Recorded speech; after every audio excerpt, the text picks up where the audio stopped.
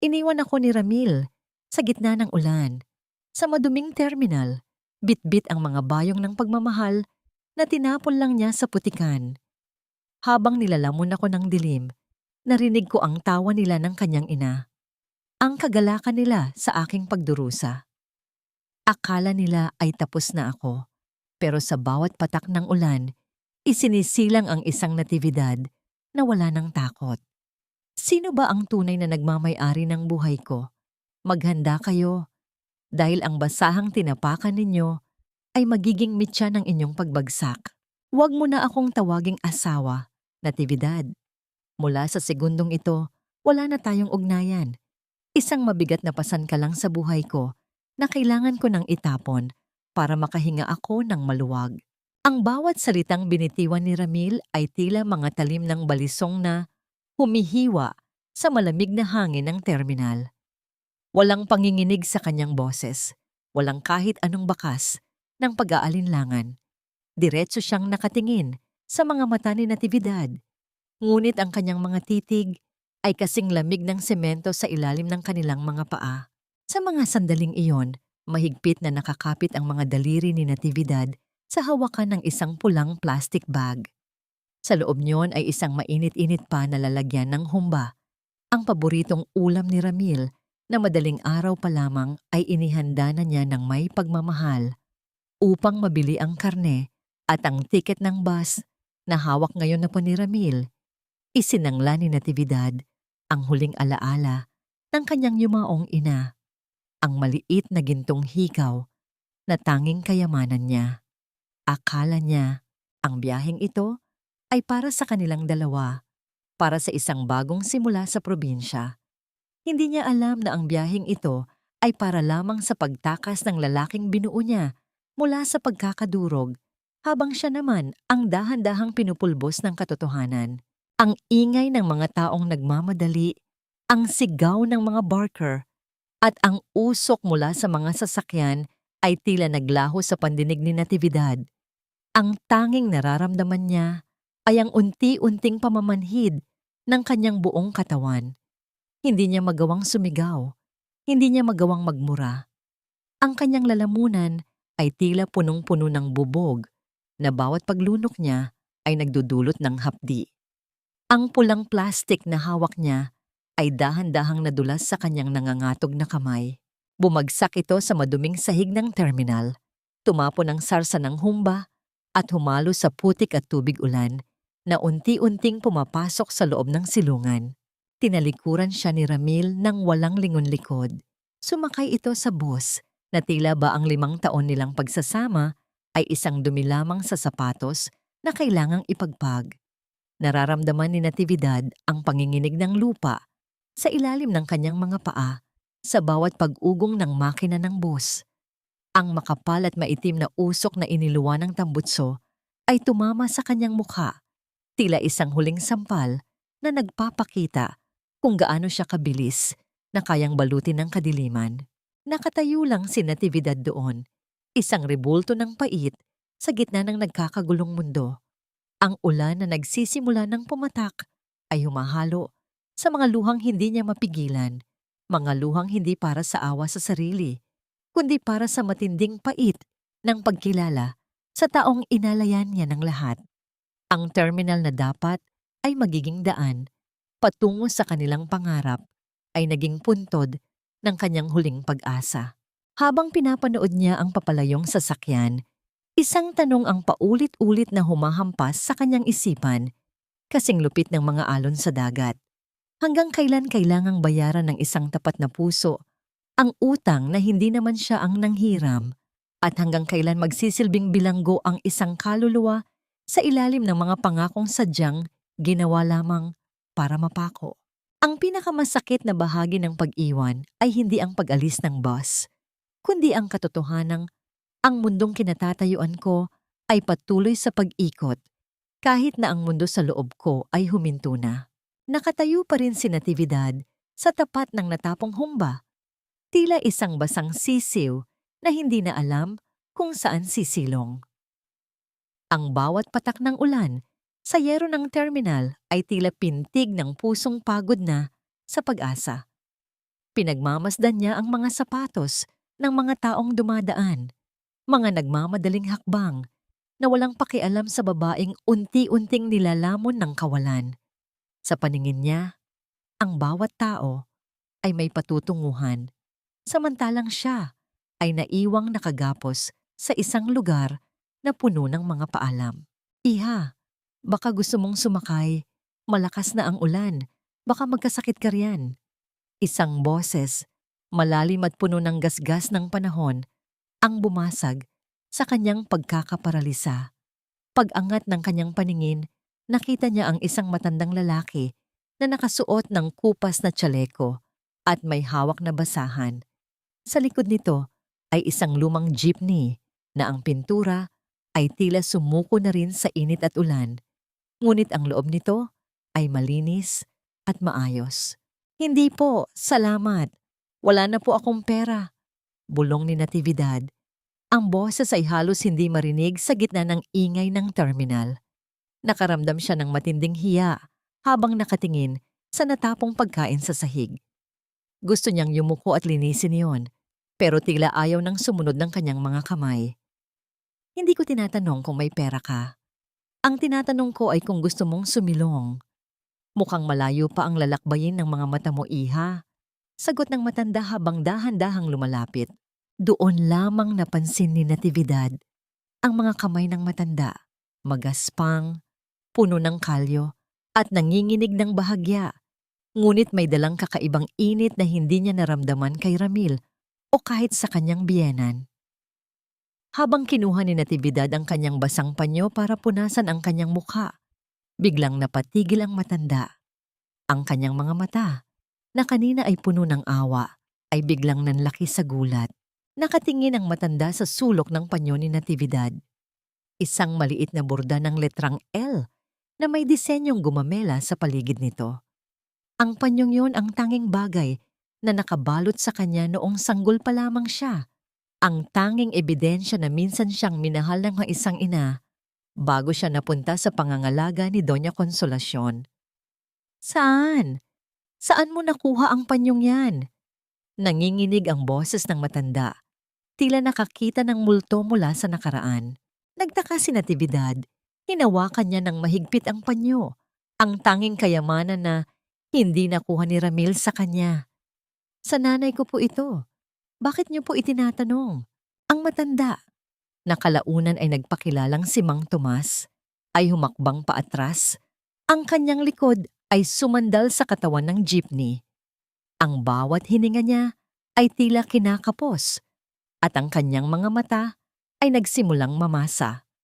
Dahan-dahan niyang inilamo ang isang lumang pitaka mula sa kanyang bulsa.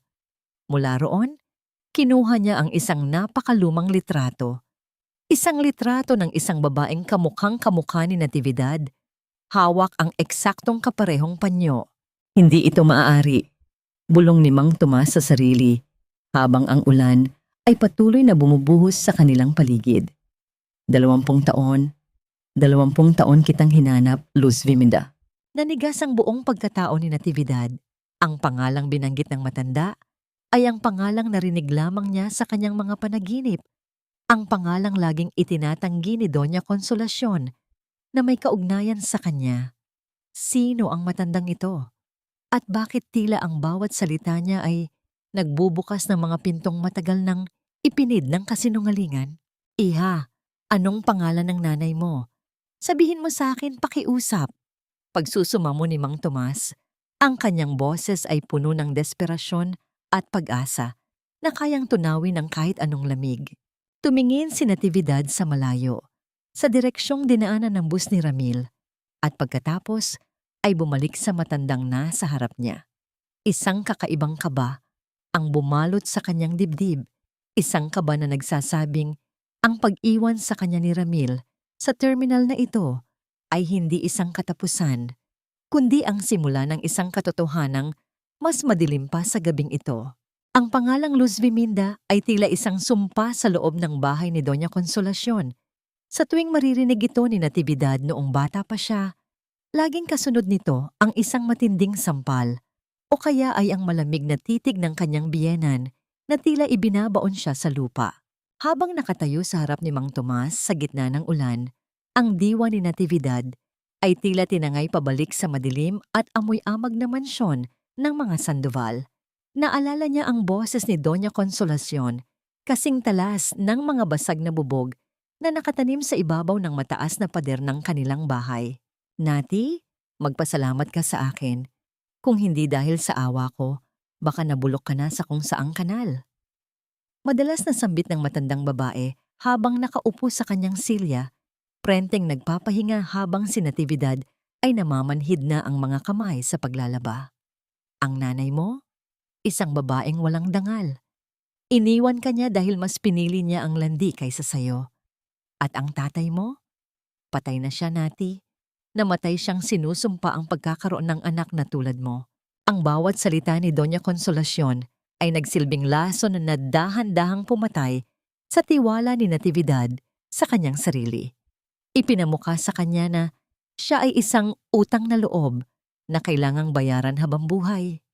Iyon ang dahilan kung bakit kahit anong pambabalasubas ang gawin sa kanya ni Ramil, tinatanggap niya. Dahil naniniwala siyang wala na siyang ibang matatakbuhan. Dahil naniniwala siyang ang basura ay nararapat lamang sa basurahan. Isang hapon, ilang taon na ang nakalilipas, may nakita si Natividad na isang lumang kahon sa ilalim ng kama ni Doña Consolacion. Sa loob niyon ay may mga litratong punit-punit at isang sulat na may selyo mula sa ibang bansa. Ngunit bago pa niya ito mabuksan, dumating ang matanda. Ang galit sa mga mata nito ay hindi niya malilimutan. Ipinasunog ni Consolacion ang lahat ng iyon sa harap niya, habang ang abo ay humahalo sa kanyang mga luha. Huwag kang maghahanap ng anino sa dilim, Nati. Ang nakaraan mo ay yabo na. Gaya nito, bulyaw sa kanya ng matanda habang dinuduro ang kanyang mukha. Nabalik lamang ang diwa ni Natividad nang marinig niya ang hikbi ni Mang Tomas. Ang ulan ay tila nagiging mas malakas.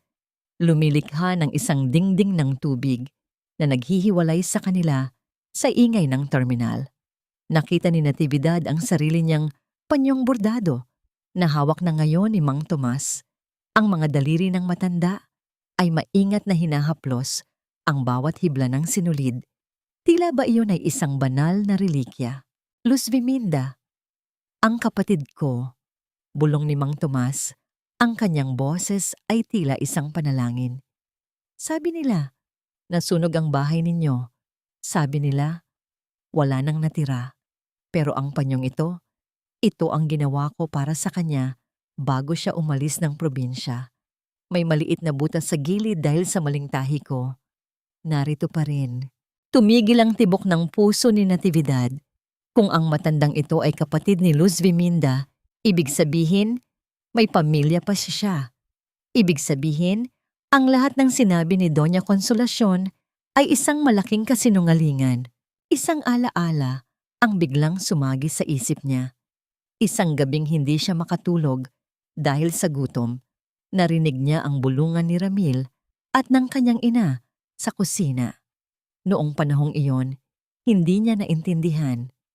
Ngunit ngayon, ang bawat salita ay nagkakaroon ng malinaw at nakakatakot na kahulugan. Ma, paano kung maghanap ang tatay niya?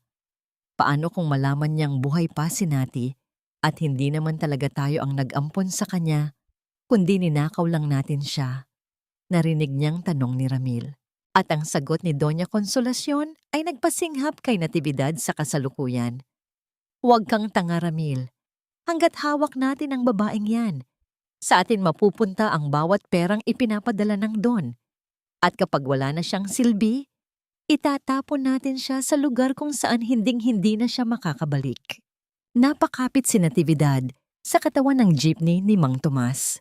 Ang lamig ng ulan ay napalitan ng isang nagbabagang galit sa kanyang dibdib. Hindi lang siya iniwan sa terminal na ito. Pinlano ang lahat. Ang pag-abandona sa kanya ay hindi dahil sa ayaw na sa kanya ni Ramil, kundi dahil tapos na nilang ubusin ang lahat ng makukuha nila sa kanya. Mang Tomas, tawag ni Natividad. Ang kanyang boses ay wala na ang panginginig. napalitan ng isang determinasyong hindi pa niya naramdaman kailanman. Sinasabi niyo po bang buhay pa ang tatay ko? At ang don na tinutukoy niyo, sino po siya? Tumingin si Mang Tomas sa kanya. Ang mga mata ay puno ng pait at katarungan. Siya si Don Teodoro, iha. At sa loob ng 20 taon, pinalabas ng mga Sandoval na ikaw ay matagal nang pumanaw upang makuha nila ang iyong mana. Ang bawat patak ng ulan sa bubong ng jeepney ay tila isang uyayi na nagpapatulog sa kanyang mga takot. Ngunit kasabay nito ay ang paggising ng isang katotohanang kay tagal niyang ipinagkait sa kanyang sarili. Dito ka muna sa loob, Natividad.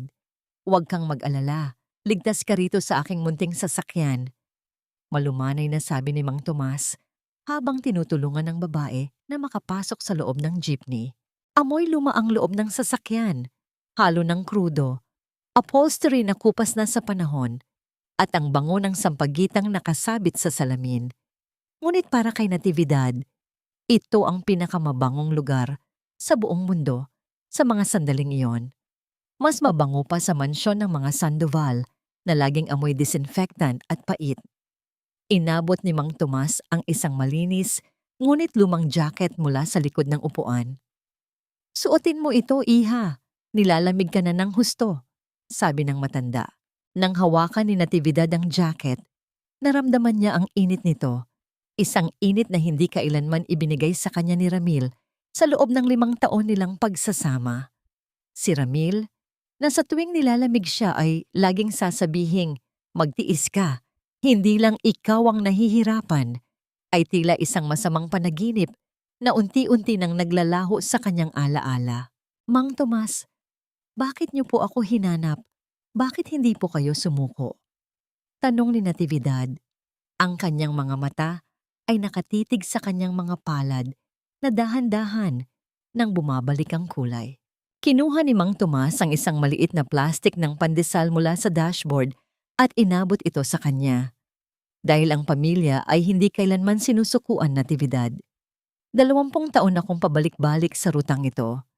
Bawat babaeng sumasakay sa jeep ko na sa tingin ko ay kasing edad mo, tinititigan ko ang kanilang mga mata. Naghahanap ako ng bakas ni Luz Viminda at kanina, noong nakita kitang nakatayo sa gitna ng ulan, alam ko na agad. Ang iyong mga mata. Iyan ang mga mata ng aking kapatid. Sa bawat subo ni Natividad ng pandesal, kasabay nito ang pag-agos ng mga luhang hindi na niya mapigilan. Hindi ito luhang galing sa sakit, kundi luhang galing sa pagpapasalamat dahil sa wakas may isang taong hindi siya nakita bilang isang pabigat. Ikinuwento ni Mang Tomas ang tungkol kay Don Teodoro. Ang kanyang ama ay hindi pala ang halimaw na ipininta ni Doña Consolacion. Si Teodoro ay isang lalaking nagluksa sa loob ng 2 dekada para sa anak na akala niya ay naging abo na sa isang trahedya. Isang trahedyang sinadya at idinisenyo ng mga Sandoval upang maputol ang koneksyon ng mag-ama at masulo ang yaman na nakalaan para kay Natividad. Ang akala ng iyong ama, ikaw ay wala na. At ang akala mo naman, siya ang nag-iwan sa'yo. Doon sila naging matagumpay, iha. Sa paggawa ng mga pader ng kasinungalingan, paliwanag ni Mang Tomas habang binubuhay ang makina ng jeepney. Ang tunog ng makina ay tila isang malakas na hininga na nagpapahiwatig ng pagsisimula ng isang bagong biyahe. Habang dahan-dahang umaandar ang sasakyan palabas ng terminal, napatingin si Natividad sa labas ng bintana.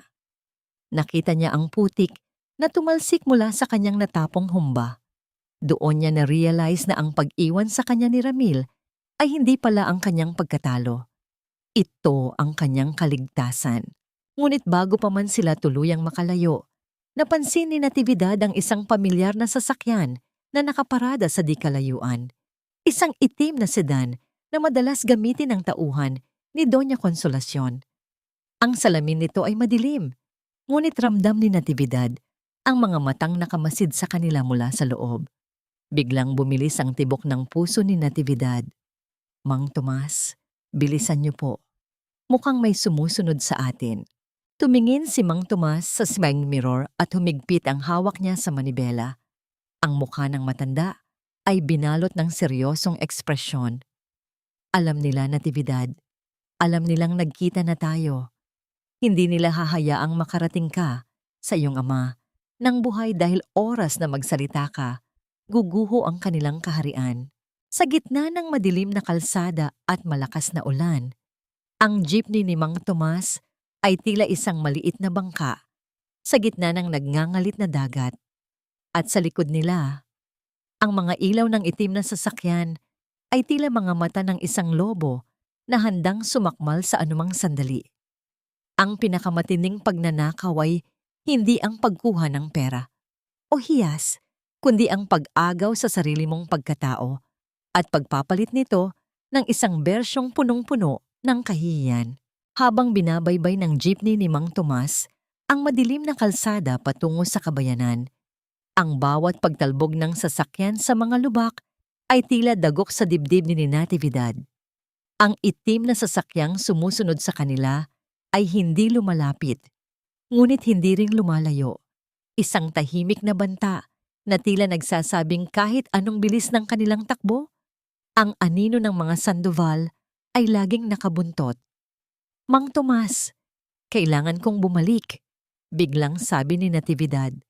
Ang kanyang tinig ay malamig at matatag. Napakunot ang noo ng matanda. Bahagyang napalingon sa kanya habang mahigpit ang hawak sa manibela. Iha, delikado. Ang utos ni Don Teodoro ay dalhin kita sa kanya ng direkta. Doon ka magiging ligtas. Hindi ako magiging ligtas hanggat ang mga kasinungalingan nila ay nakakulong pa sa loob ng bahay na yon, sagot ni Natividad. May mga sulat, Mang Tomas. Nakita ko ang mga ito sa gunita ko, sa ilalim ng kama ni Doña Consolacion. Iyon ang mga patunay na ninakaw nila ang buhay ko. Kung pupunta ako sa tatay ko nang walang hawak na ebidensya, baka isipin lang nila na isa akong impostor na pilit sumisira sa dangal ng pamilya. Hindi na nakipagtalo si Mang Tomas. Alam niya ang lalim ng sugat ng isang taong binuo sa kasinungalingan. Dahan-dahan niyang iniliko ang jeepney patungo sa pamilyar na kalsadang pinalilibutan ng matatayog na puno ng acacia, ang daan patungo sa mansyon ng mga Sandoval. Pagdating nila sa tapat ng malaking bakal na gate, ang katahimikan ng gabi ay tila isang babala. Pumasok si Natividad ng mag-isa, habang si Mang Tomas ay nanatili sa loob ng jeepney, handang umalis sa anumang sandali. Ang bawat hakbang ni Natividad sa batong kalsada ay lumilikha ng tunog na tila ba ang mismong lupa ay tumatanggi sa kanyang pagbabalik. Nadatnan niya si Doña Consolacion na nakaupo sa veranda. Dahan-dahang humihigop ng tsa habang nakasuot ng kanyang mamahaling robe. Ang mukha ng matanda ay walang bakas ng pagkagulat nang makita si Natividad na basang-basa at madungis. Sa halip, isang mapang-uyam na ngiti ang sumilay sa kanyang mga labi. Nagbalik ang aliping kanin. Bungad ni Doña Consolacion, ang boses ay malambing ngunit nakakalason. Bakit, Nati? Hindi ka ba matiis ng asawa mo, kaya ka itinapon sa terminal? O baka naman napagtanto mo na wala kang ibang pupuntahan, kundi ang paanan ko? Nandito ako para sa mga gamit ko, Doña Consolacion. Matapang na sagot ni Natividad, kahit na ang kanyang mga tuhod ay nanginginig sa takot. Tumayo ang matanda at dahan-dahang lumapit sa kanya. Ang amoy ng mamahaling pabango nito ay humalo sa amoy ng ulan at putik sa damit ni Natividad. Mga gamit? Ang mga basahang suot mo? O ang utang na loob na kailanman ay hindi mo mababayaran? Nati, mag-isip ka. Isang salita ko lang sa mga pulis, maaari kitang ipakulong sa pagnanakaw. Sino ang paniniwalaan nila? Ang isang respetadong byuda o ang isang babaeng iniwan ng asawa dahil sa kabaluan? Ito ang gaslighting na kinalakihan ni Natividad, ang pagbaliktad sa katotohanan hanggang sa pagdudahan mo ang sarili mong katinuan. Ngunit sa pagkakataong ito, hindi yumuko si Natividad. Pumasok siya sa loob ng bahay, diretso sa kwarto na dati niyang tinutuluyan. Sa ilalim ng kama, sa pinakasulok kung saan nakatago ang kadiliman, kinapa niya ang isang tumpok ng mga papel. Ang kanyang mga daliri ay humawak sa isang lumang selyo. Ngunit nang hugutin niya ito, hindi lang mga sulat ang kanyang nakuha. Isang maliit na recorder na nakatago sa likod ng cabinet ang kanyang nahawakan. Isang recorder na tila sadyang iniwan doon. Biglang bumukas ng malakas ang pinto. Nakatayo roon si Ramil. Ang muka ay puno ng galit at ang kanyang mga mata ay nanlilisik. Sabi ko na nga ba, babalik ka para magnakaw, Natividad. Sa likod ni Ramil, dahan-dahang lumitaw si Doña Consolacion, hawak ang isang desusing telepono. Tumatawag na ako sa mga otoridad, Nati. Akala mo ba ay makakaalis ka rito ng ganoon na lamang? Ang terminal na iniwanan mo kanina ay paraiso kumpara sa seldang pagdadalhan ko sa iyo. Sa gitna ng tensyon, naramdaman ni Natividad ang recorder sa loob ng kanyang bulsa. Isang malamig na pawis ang gumulong sa kanyang likod. Napagtanto niya na ang pagbabalik niya sa bahay na ito ay hindi pala isang paghahanap ng ebidensya, kundi isang bitag na matagal nang inihanda para sa kanya. Ang pinakamalalim na sugat ay hindi galing sa kaaway, kundi sa mga taong pinagkatiwalaan mong gamutin ang iyong mga galos. Ang bahay na ito ay hindi naging tahanan, kundi isang libingang gawa sa semento at mga peking ngiti. Nakatayo si Natividad sa gitna ng kwarto. Ang kanyang mga kamay ay nanginginig habang yakap-yakap ang tumpok ng mga liham na nakuha niya sa ilalim ng kama. Ang bawat papel ay tila may bigat ng 20 taon ng pangungulila. Sa kabilang banda, si Doña Consolacion ay nakatayo sa may pinto. Ang kanyang mukha ay parang isang maskara ng banal na puot, habang si Ramil ay nakabantay sa likod nito na tila isang asong handang sumakmal. Ibigay mo sa akin ang mga papel na yan, Natividad. Utos ni Doña Consolacion. Ang boses ay mababa, ngunit puno ng banta. You're acting like a crazy woman. Huwag mong pilitin ang sarili mong paniwalaan ang mga kwentong barbero ng matandang driver na yon. Isang magnanakaw ka, at ang mga papel na yan ay pag-aari ng pamilyang Sandoval. Pag-aari ninyo? Isang mapait na tawa ang kumawala sa mga labi ni Natividad. Ang kanyang mga mata ay nagniningning sa gitna ng mga luha. Ang mga liham na ito ay galing sa tatay ko. Bawat sentimo na ipinadala niya para sa pag-aaral ko, para sa pagkain ko, para sa kinabukasan ko. Lahat ninakaw ninyo. You treated me like a servant, like a dog begging for scraps habang nagpapakasasa kayo sa pera ng tatay ko. Mabilis na humakbang si Ramil at marahas na hinablot ang braso ni Natividad. Ang higpit ng kanyang pagkakahawak ay tila ibinabaon ang kanyang galit sa balat ng babae. Shut up, Nati. Masyado ka nang madrama. You should be thankful dahil pinakasalan pa kita kahit wala kang kwenta. Ngayon, ibigay mo na yan bago ko pa makalimutang babae ka. Sa halip na matakot, tinitigan ni Natividad si Ramil nang diretso sa mga mata. Doon niya nakita ang takot sa likod ng galit ng lalaki. Ang takot ng isang duwag na malapit nang mabuksan ang lihim. Hindi mo na ako mapapaamo, Ramil. Ang babaeng iniwan mo sa terminal kanina ay patay na. Ang kaharap mo ngayon ay ang babaeng sisingil sa lalahat ng utang ninyo. Binuklat ni Natividad ang isa sa mga liham sa harap nila. Ang sulat kamay ay maganda at puno ng pagmamahal. Aking anak, Natividad, sana ay natanggap mo ang huling padala ko. Malapit na akong umuwi para sunduin ka. Ang petsa ng sulat ay noong nakaraang buwan lamang. Isang malakas na pait ang humagupit sa puso ni Natividad nang mapagtantong ilang beses nagmakaawa ang kanyang ama na makita siya.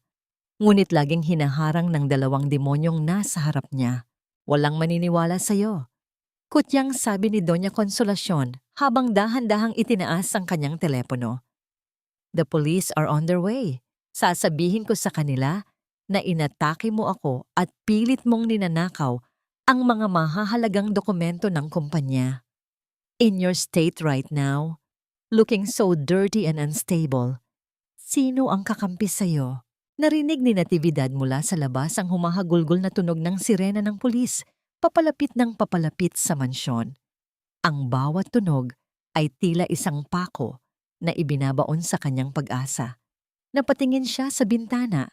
Nandoon pa rin ang jeepney ni Mang Tomas. Ang ilaw nito ay tila isang maliit na bituin sa gitna ng madilim na gabi. Isang mabilis na desisyon ang gumuhit sa isip ni Natividad. Hindi niya hahayaang makulong siya sa kasinungalingang ito. Habang abala si Ramil sa paghila sa mga sulat, ginamit ni Natividad ang lahat ng kanyang lakas upang itulak ito. Nawalan ng balanse si Ramil at napaatras, sapat na oras para mabilis na tumakbo si Natividad patungo sa veranda. Huli na kayo, Doña Consolacion, sigaw ni Natividad habang mabilis na isinisilid ang recorder at ang mga sulat sa loob ng kanyang jacket. Ngunit bago pa siya makatalon pababa, isang kamay ang humablot sa kanyang buhok mula sa likuran. Ang sakit ay tila bumabagtas sa kanyang bungo at bago pa siya makakilos, naramdaman niya ang malamig na dulo ng isang baril na nakatutok sa kanyang tagiliran. Hindi ito pulis.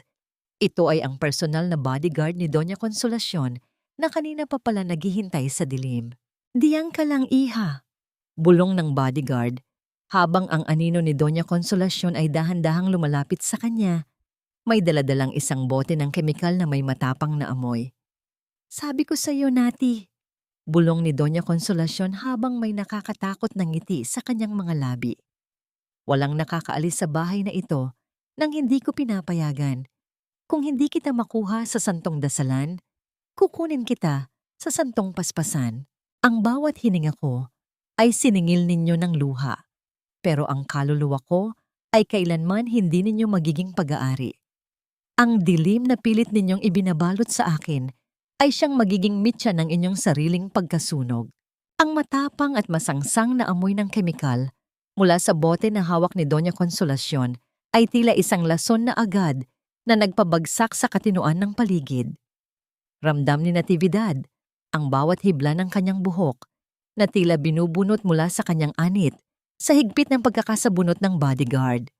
Ang baril na nakabaon sa kanyang tagiliran ay tila isang malamig na daliri ng kamatayan. Nagpapaalala sa kanya na sa isang maling galaw, ang lahat ng katotohanang hawak niya ay mababaon sa limot kasama ng kanyang huling hininga. "Nati, iha, huwag mo na kasing pahirapan ang sarili mo," bulong ni Doña Consolacion habang dahan-dahang inilalapit ang panyo na binasa ng kemikal sa mukha ni Natividad. "Isang langhap lang at lahat ng sakit ay mawawala. Matutulog ka lang at paggising mo, ikaw ay nasa isang lugar kung saan aalagaan ka ng mga eksperto. Sasabihin natin sa tatay mo na dahil sa sobrang depresyon sa pag-iwan sa iyo ni Ramil, tuluyan nang nawala ang iyong isip. Sino ang maniniwala sa isang baliw? Ito ang sukdulang kataksilan. Hindi lang nila gustong kunin ang kanyang yaman, kundi pati ang kanyang dangal at katinoan." Sa gitna ng takot, sumagi sa isip ni Natividad ang sulat ng kanyang ama na nasa loob ng kanyang jacket. "Aking anak, Natividad." Ang mga salitang yon ay tila naging isang mainit na agos ng lakas na dumaloy sa kanyang mga ugat. Hindi siya pwedeng sumuko. Hindi ngayon. "Ramil, pakiusap." Humihikbing tawag ni Natividad sa kanyang asawa. Umaasa na may natitira pang kahit katiting na pagkatao sa lalaking minahal niya. Ngunit si Ramil ay tumalikod lamang. Ang kanyang mga balikat ay tila nanginginig, hindi dahil sa awa, kundi dahil sa takot na mawala ang marangyang buhay na tinatamasa niya. "Kasalanan mo ito, Nati. Kung ibinigay mo na lang sana ang mga papel, hindi tayo aabot sa ganito." Sa mga sandaling iyon, isang nakakasilaw na liwanag ang tumama sa veranda mula sa ibaba. Ang jeepney ni Mang Tomas, Hindi umalis ang matanda. Binuksan niya ang kanyang high beam na ilaw at nagsimulang paandarin ang makina nang paulit-ulit lumilikha ng isang malakas at nakakayanig na ingay na tila isang hiyaw ng katarungan sa gitna ng gabi. Ang ingay na ito ay naging hudyat ng pagkagulantang ng bodyguard. Dahil sa pagkagulat, lumuwag ng bahagya ang hawak nito sa buhok ni Natividad. Gamit ang lahat ng natitirang lakas, itinulak ni Natividad ang bote ng kemikal patungo sa mukha ng bodyguard. Isang matinding singhap ng sakit ang kumawala sa lalaki habang nabitawan niya ang baril at napahawak sa kanyang mga mata. "Takbo, Natividad! Takbo!" Sigaw ni Mang Tomas mula sa ibaba. Ang kanyang boses ay tila isang anghel na tumatawag sa gitna ng impyerno. Hindi na nag-atubili si Natividad. Kahit na nahihilo mula sa bahagyang amoy ng kemikal, mabilis siyang tumalon mula sa veranda patungo sa bubong ng garahe. At mula roon ay bumagsak siya sa madamong bahagi ng hardin. Ang sakit sa kanyang mga binti ay tila kuryenteng gumagapang sa kanyang katawan, ngunit ang takot na muling mahuli ay mas matindi. Mabilis siyang nakarating sa gate at sumakay sa jeepney ni Mang Tomas na hindi pa man tuluyang humihinto ay mabilis na umentada. Habang humaharurot sila palayo, lumingon si Natividad sa mansyon. Nakita niya si Doña Consolacion sa veranda. Ang mukha nito ay tila isang demonyong nabigo sa kanyang biktima. "Ligtas ka na, iha! Ligtas ka na!" Hingal na, sabi ni Mang Tomas, habang mabilis na nilalampasan ang mga kanto ng madidilim na eskinita. Hinanap ni Natividad ang mga sulat sa loob ng kanyang jacket. Nandoon pa rin ang mga ito, ngunit nang kapain niya ang kanyang recorder, nanlamig ang kanyang buong pagkatao. Wala ito. Nahulog ang recorder sa veranda sa gitna ng pakikipagbuno niya sa bodyguard. "Mang Tomas, ang ebidensya, ang recorder." Bulong ni Natividad, ang kanyang boses ay puno ng pait. "Naiwan ko." Nandoon ang pag-amin nila. "Huwag kang mag-alala, Natividad. May hawak pa tayong mga sulat. At higit sa lahat, hawak natin ang iyong buhay." Pagpapakalma ng matanda. Ngunit habang tinitingnan ni Natividad ang mga sulat, napansin niyang may isang maliit na papel na nakasingit sa pinakahuling sobre. Isang papel na hindi niya napansin kanina. Binuksan niya ito at binasa sa ilalim ng malamlam na ilaw ng dashboard. Ang kanyang mga mata ay nanlaki sa gulat. Ang sulat ay hindi galing sa kanyang ama. Ito ay isang dokumento ng paglilipat ng lahat ng ari-arian ni Don Teodoro sa pangalan ni Ramil Sandoval. Isang dokumentong may petsang bukas at may pirma ng kanyang ama na tila pilit at nanginginig. "Mang Tomas, kailangang makarating tayo sa tatay ko ngayon din." Nanginginig na sabi ni Natividad. Plano nilang patayin si Don Teodoro bukas pagkatapos nilang makuha ang huling pirma. Ang pinakamabigat na pasanin sa mundo ay hindi ang kahirapan, kundi ang katotohanang ang taong dapat nagprotekta sa iyo ang siya mismong naghanda ng iyong libingan habang nakangiti ng buong tamis. Sa loob ng humaharurot na jeepney, ang bawat pag-alo ng sasakyan ay tila isang babala na nauubusan na sila ng oras. Hawak ni Natividad ang dokumentong nadiskubre niya, isang pirasong papel na naglalaman ng kamatayan ng kanyang ama. Ang papel na ito ay hindi lang basta sulat, ito ay hatol. Naramdaman niya ang malamig na pawis na gumagapang sa kanyang noo habang ang ulan ay patuloy na humahampas sa trapapal ng jeepney. Lumilikha ng isang ingay na tila ba ang langit ay nagdadalamhati na para sa isang trahedyang hindi pa nangyayari. "Mang Tomas, pakiusap. Bilisan niyo pa po." Pagsusumamo ni Natividad, ang kanyang boses ay nanginginig sa takot at galit. "Kung hindi tayo makakarating sa kanya bago sumikat ang araw, mawawalan na ako ng pagkakataong tawagin siyang tatay ng harap-harapan." Tumango si Mang Tomas. Ang kanyang mga mata ay matalas na nakatingin sa kalsada habang ang kanyang mga kamay ay mahigpit na nakakapit sa manibela. "Huwag kang bibitiw, Natividad. 20 taon nating hinintay ang pagkakataong ito. Hindi ako papayag na ang kasamaan ng mga Sandoval ang mananaig sa huling sandali. Habang binabaybay nila ang madilim na kalsada patungo sa mansyon ni Don Teodoro, ang isip ni Natividad ay tila isang pelikulang bumabalik sa bawat hirap na dinanas niya sa kamay ni Ramil at Doña Consolacion. Ang bawat pagkakataon na pinaluhod siya sa asin, ang bawat gabing natulog siyang gutom, at ang bawat araw na ipinaramdam sa kanya na siya ay walang kwenta. Lahat ng yun ay bahagi ng isang plano upang pahinain ang kanyang loob hanggang sa hindi na siya lumaban.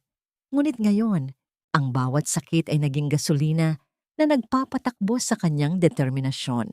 Sa wakas, natanaw nila ang matayog at maringal na gate ng mansyon ni Don Teodoro. Ngunit sa halip na isang malugod na pagtanggap, isang matinding katahimikan ang sumalubong sa kanila. Ang mga ilaw sa loob ng mansyon ay nakapatay, maliban sa isang kwarto sa ikalawang palapag kung saan may anino ng 2 tao na tila may pinag-uusapang mahalaga. Mabilis na bumaba si Natividad at lumapit sa gate. Kuya! Kuya, buksan niyo po ang gate! Kailangan kong makita si Don Teodoro. Sigaw niya habang pilit na niyayanig ang bakal na harang. Isang gwardiya na may seryosong muka ang lumabas mula sa maliit na outpost. Sino kayo? Hindi tumatanggap ng bisita ang Don sa ganitong oras, at lalong hindi siya tumatanggap ng mga taong mukhang ganito. Wika ng gwardiya habang tinitingnan ang madungis at basang damit ni Natividad mula ulo hanggang paa. Ako ang anak niya. Ako si Natividad. Sigaw niya, ang kanyang mga luha ay humahalo na sa tubig ulan. Pakiusap, nasa panganib ang buhay niya. May masamang balak ang mga Sandoval. Tumawa ng mapait ang gwardiya. Anak? Ang alam ko ay matagal nang patay ang anak ng Don. Marami na ang nagpanggap na anak niya para lang makuha ang kanyang yaman, iha. Humanap ka na lang ng ibang mabibiktima. Umalis na kayo bago ko patawagin ang mga pulis. Naramdaman ni Natividad ang panlulumo. Ang pader na kailangang gibain ay hindi lang ang kasinungalingan ng mga Sandoval, kundi pati na rin ang kawalan ng tiwala ng mundo. Ngunit bago pa man siya sumuko, lumapit si Mang Tomas at inilabas ang panyong may burdang gumamela. Ang panyong naging susi ng lahat. Ipakita mo ito sa kanya, guard. Sabihin mo, ang panyong ito ay galing sa babaeng iniwan niya sa terminal. 20 taon na ang nakalilipas. Sabihin mo, ang kanyang Luz Viminda ay narito na. Utos ni Mang Tomas sa isang boses na hindi matatanggihan. Kinuha ng gwardiya ang panyo ng may pag-aalinlangan at pumasok sa loob. Lumipas ang ilang minuto na tila ba naging mga taon para kay Natividad. Bawat segundong dumadaan ay tila isang patak ng dugo mula sa buhay ng kanyang ama. Sa gitna ng katahimikan, biglang bumukas ang malaking pinto ng mansyon. Isang lalaking nakasuot ng barong at may hawak na tungkod ang dahan-dahang lumabas sa balkonahe. Ang kanyang mukha ay puno ng pait at pangungulila. Ngunit nang makita niya ang panyong hawak ng gwardiya, tila nabuhayan ang kanyang buong pagkatao. Nasaan siya? Nasaan ang aking anak? Ang boses ni Don Teodoro ay narinig hanggang sa kalsada, punong-puno ng pag-asa. Ngunit bago pa man makasagot si Natividad, isang itim na sedan ang mabilis na huminto sa likuran ng jeepney ni Mang Tomas. Bumukas ang pinto nito at lumabas si Ramil. Hawak ang isang desusing dokumento at may kasamang isang lalaki na nakasuot ng uniforme ng abogado. Huwag kayong maniwala sa kanya, Don Teodoro. Sigaw ni Ramil habang mabilis na lumalapit sa gate. Ang babaeng yan ay isang impostor na pinadala ng aming mga kaaway upang lasunin ang inyong isipan bago ninyo pirmahan ang huling testamento. Napatigil si Don Teodoro. Ang kanyang paningin ay nagpalipat-lipat kay Natividad na basang-basa sa ulan at kay Ramil na mukhang malinis at kagalang-galang. Sa mga sandaling iyon, ang kapalaran ng katotohanan ay nakabitin sa isang manipis na sinulid. Papa, ako ito, bulong ni Natividad. Ang boses ay halos mawala sa hangin. Huwag mong pirmahan ang dokumento. Papatayin ka nila kapag nakuha na nila ang lahat. Tumingin si Don Teodoro sa abogado at pagkatapos ay sa kanyang anak. Sino ba ang dapat kong paniwalaan? Ang batas na nasa harap ko o ang pusong matagal ko nang ibinaon sa limot? Ang katotohanan ay hindi parang damit na maaaring palitan kapag nabahiran ng dumi. Ito ay parang ginto. Kahit ibaon sa pinakamalalim na putik, kikinang at kikinang pa rin ito sa tamang panahon. Dahan-dahang lumapit si Don Teodoro sa gate. Ang bawat hakbang niya ay tila may kasamang bigat ng 20 taon na pangungulila.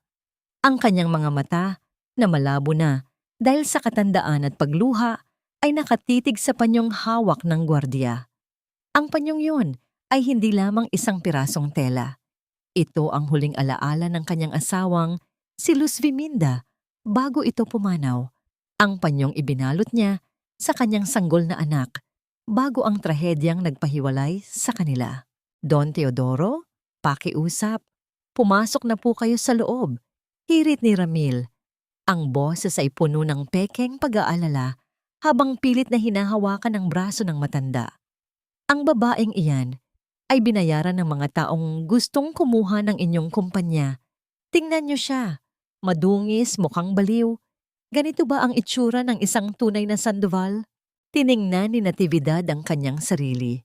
Basang-basa ang kanyang buhok na nakadikit sa kanyang mukha. Punong-puno ng putik ang kanyang mga paa. At ang kanyang jacket ay may bahid pa ng kemikal mula sa bahay ng mga Sandoval. Mukha nga siyang basahan sa harap ng maringal na mansyon. Ngunit nang mag-angat siya ng tingin kay Don Teodoro, hindi kahihiyan ang nakita sa kanyang mga mata, kundi ang apoy ng isang anak na sa wakas ay nakauwi na. Hindi ako Sandoval dahil sa ginto o sa pangalang ito, Papa. Ang boses ni Natividad ay malumanay ngunit tumatagos sa ingay ng ulan. Sandoval ako dahil sa bawat gabi na napanaginipan ko ang mukha mong hindi ko matandaan. Sandoval ako dahil kahit pilit nila akong ginawang alipin, ang puso ko ay nanatiling malaya para hanapin ka. Lumapit si Natividad sa rehas ng gate. Inilabas niya ang mga liham na nakuha niya. Ang mga sulat mo, Papa. Ang mga sulat na sinabi nilang hindi mo kailanman isinulat. Ang mga sulat na nagsasabing mahal mo ako. Hawak ko ang mga ito. Hindi ito kayang nakawin ng kahit anong pekeng dokumento na hawak ni Ramil. Namilog ang mga mata ni Don Teodoro. Nanginig ang kanyang mga kamay habang inaabot ang isa sa mga sobre sa pagitan ng rehas. Nang makita niya ang kanyang sariling sulat kamay at ang selyong siya mismo ang nagdikit ilang taon na ang nakalilipas, tila gumuho ang pader ng pagdududa sa kanyang puso. Buksan ang gate, utos ni Don Teodoro sa isang boses na kasing tigas ng bakal. Pero Don Teodoro, pagprotesta ni Ramil, ang kanyang mukha ay biglang namutla. Sabi ko, buksan ang gate! Sigaw ng matanda. Ang kanyang tungkod ay itinuktok niya ng malakas sa sahig, lumikha ng tunog na nagpatahimik sa lahat. Dahan-dahang bumukas ang malaking bakal na harang. Hindi nag-atubili si Natividad. Tumakbo siya patungo sa kanyang ama at lumuhod sa paanan nito. Niyakap ang mga binti ng matandang lalaking buong buhay niyang inakalang patay na. Doon, sa gitna ng ulan, ang mag-ama ay tila naging isa sa gitna ng hapdi at ligaya. Ang mga kamay ni Don Teodoro ay dahan-dahang pumatong sa ulo ni Natividad. Tila isang basbas na nagbubura sa lahat ng sakit ng nakaraan. Anak ko, ang aking Natividad, bulong ng matanda. Ang kanyang boses ay nabaon sa hagulgol. Ngunit ang katahimikan ng kanilang pagtatagpo ay muling bumasag nang marinig ang tunog ng isa pang sasakyang huminto sa labas. Mula rito ay bumaba si Doña Consolacion. Hindi ito ang konsolasyon na nakita ni Natividad kanina. Ngayon ay mukha siyang isang kagalang-galang na matronang nagdadalamhati. Hawak ang isang panyong puti sa kanyang mga mata. Teodoro, salamat sa Diyos at ligtas ka. Sigaw ni Doña Consolacion habang mabilis na lumalapit, tila hindi nakikita si Natividad. Mabuti na lang at dumating si Ramil. Ang babaeng iyan. Binalak niyang sunugin ang bahay namin kanina. Takas siya sa mental hospital, Teodoro. Pinasok niya ang bahay namin at ninakaw ang mga dokumentong yan na gawa-gawa lang niya. Tumingin si Doña Consolacion kay Natividad nang may halong pandidiri at tagumpay sa kanyang mga mata. Nati, tama na ang pagpapanggap. Alam nating lahat na hindi ka Sandoval. Ang tunay na anak ni Teodoro ay namatay na sa apoy. 20 taon na ang nakalilipas. Ako ang saksi. Ako ang kumuha sa mga abo niya. Sa puntong ito, ang lahat ay tila naging isang malaking entablado ng teleserye. Ang gaslighting ni Doña Consolacion ay umabot na sa rurok nito. Ginamit niya ang pinakamasakit na alaala ni Don Teodoro, ang apoy, upang muling itanim ang binhi ng pagdududa. Napatingin si Don Teodoro kay Consolacion pagkatapos ay sa anak na nasa kanyang paanan. Ang kanyang isip ay tila isang dagat na hinahampas ng magkasalungat na alon. Sa isang panig ay ang babaeng tumulong sa kanya sa loob ng maraming taon. At sa kabilang panig ay ang babaeng may hawak ng kanyang mga sulat at may mga mata ng kanyang yumaong asawa. Sino ang nagsasabi ng totoo? Tanong ni Don Teodoro. Ang kanyang boses ay tila isang bulong sa gitna ng bagyo. Ang ebidensya ang magsasabi, Teodoro. Mabilis na sagot ni Consolacion, sabay turo sa abogado na kasama ni Ramil. Narito ang DNA test result na ginawa namin nung nakaraang buwan nang hilingin mo ito. At ayon dito, walang ugnayan ang babaeng ito sa'yo. Inabot ng abogado ang isang envelope na may selyo ng isang kilalang laboratorio. Nanlamig ang buong katawan ni Natividad. Alam niyang peke ang dokumentong yon. Ngunit paano niya ito mapapatunayan sa mga sandaling ito? Papa, huwag kang maniniwala sa kanila. Pagsusuma mo ni Natividad, ngunit nakita niya ang pag-aalinlangan sa mga mata ng kanyang ama habang binubuksan nito ang envelope. Ang pinakamapanganib na kasinungalingan ay ang katotohanang hinaluan ng laso ng pag-aalinlangan. Sa harap ng isang pirasong papel na may selyo ng batas, ang tibok ng puso ay tila nagiging isang piping saksi na walang saysay sa pandinig ng mundo. Nanginginig ang mga daliri ni Don Teodoro habang binabasa ang nakasulat sa papel. Ang ulan ay patuloy na bumabagsak. Dinidiligan ang bawat letrang, nagsasabing ang babaeng nasa paanan niya ay walang kaugnayan sa kanyang dugo. Ang katahimikan sa paligid ay tila isang mabigat na kumot na sumasakal sa pag-asa ni Natividad. Teodoro, sapat na ang ebidensyang ito. Malamig na sabi ni Doña Consolacion habang dahan-dahang inilalagay ang kanyang kamay sa balikat ng matanda. Alam kong masakit. Alam kong gusto mong maniwala. Pero huwag mong hayaang ang pangungulila mo ang maging dahilan para maloko ka ng mga taong ang hangad lang ay ang iyong kayamanan. Tingnan mo siya, Teodoro. Nakikita mo ba ang sarili mo sa isang taong kayang magnakaw at magpanggap? Tumingin si Don Teodoro kay Natividad. Ang mga mata ng matanda ay puno ng lumbay. Tila isang apoy na unti-unting namamatay sa gitna ng bagyo. Bakit anak? Bakit ang mga liham ko ay nasa'yo kung hindi ikaw ang aking Natividad? Dahil ninakaw nila ang mga yon, Papa.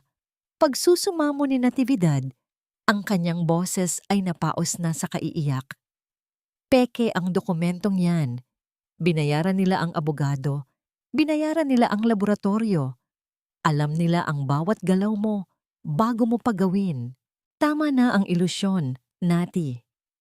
Singhal ni Ramil habang pilit na hinahatak ang braso ni Natividad para ilayo sa kanyang ama.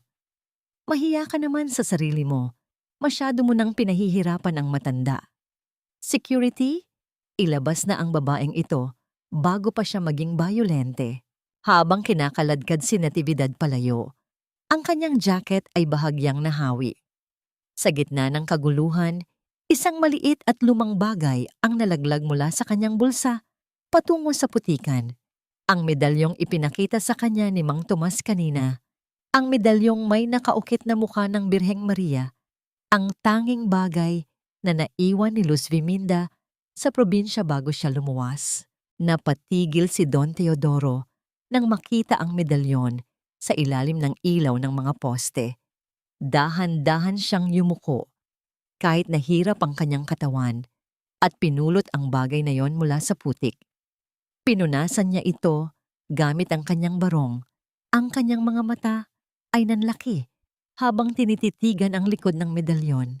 May nakaukit doon na maliliit na letra. Kay Teodoro, mula kay Luz. Isang lihim na ukit na siya mismo ang gumawa noong sila ay magkasintahan pa lamang. Isang detalyeng hindi kailanman nalaman ng mga Sandoval dahil ang medalyong ito ay itinago ni Mang Tomas sa loob ng 20 taon. Saan mo nakuha ito? Mahinang tanong ni Don Teodoro. Ang kanyang boses ay tila galing sa ilalim ng lupa. Kay Mang Tomas po, Papa. Ang kapatid ni Nanay. Sagot ni Natividad habang pilit na kumakawala sa hawak ni Ramil. Siya ang nag-alaga sa alaala ninyo habang ang mga taong nakapaligid sa iyo ay unti-unti kang pinapatay sa kasinungalingan. Tumingin si Don Teodoro kay Doña Consolacion. Ang mukha ng matanda ay biglang nagbago. Ang awa ay napalitan ng isang matalas at nakakasinghap na galit. Consolacion, sinabi mo sa akin na lahat ng gamit ni Luz Viminda ay naubos sa apoy. Sinabi mo na wala nang natira kundi abo.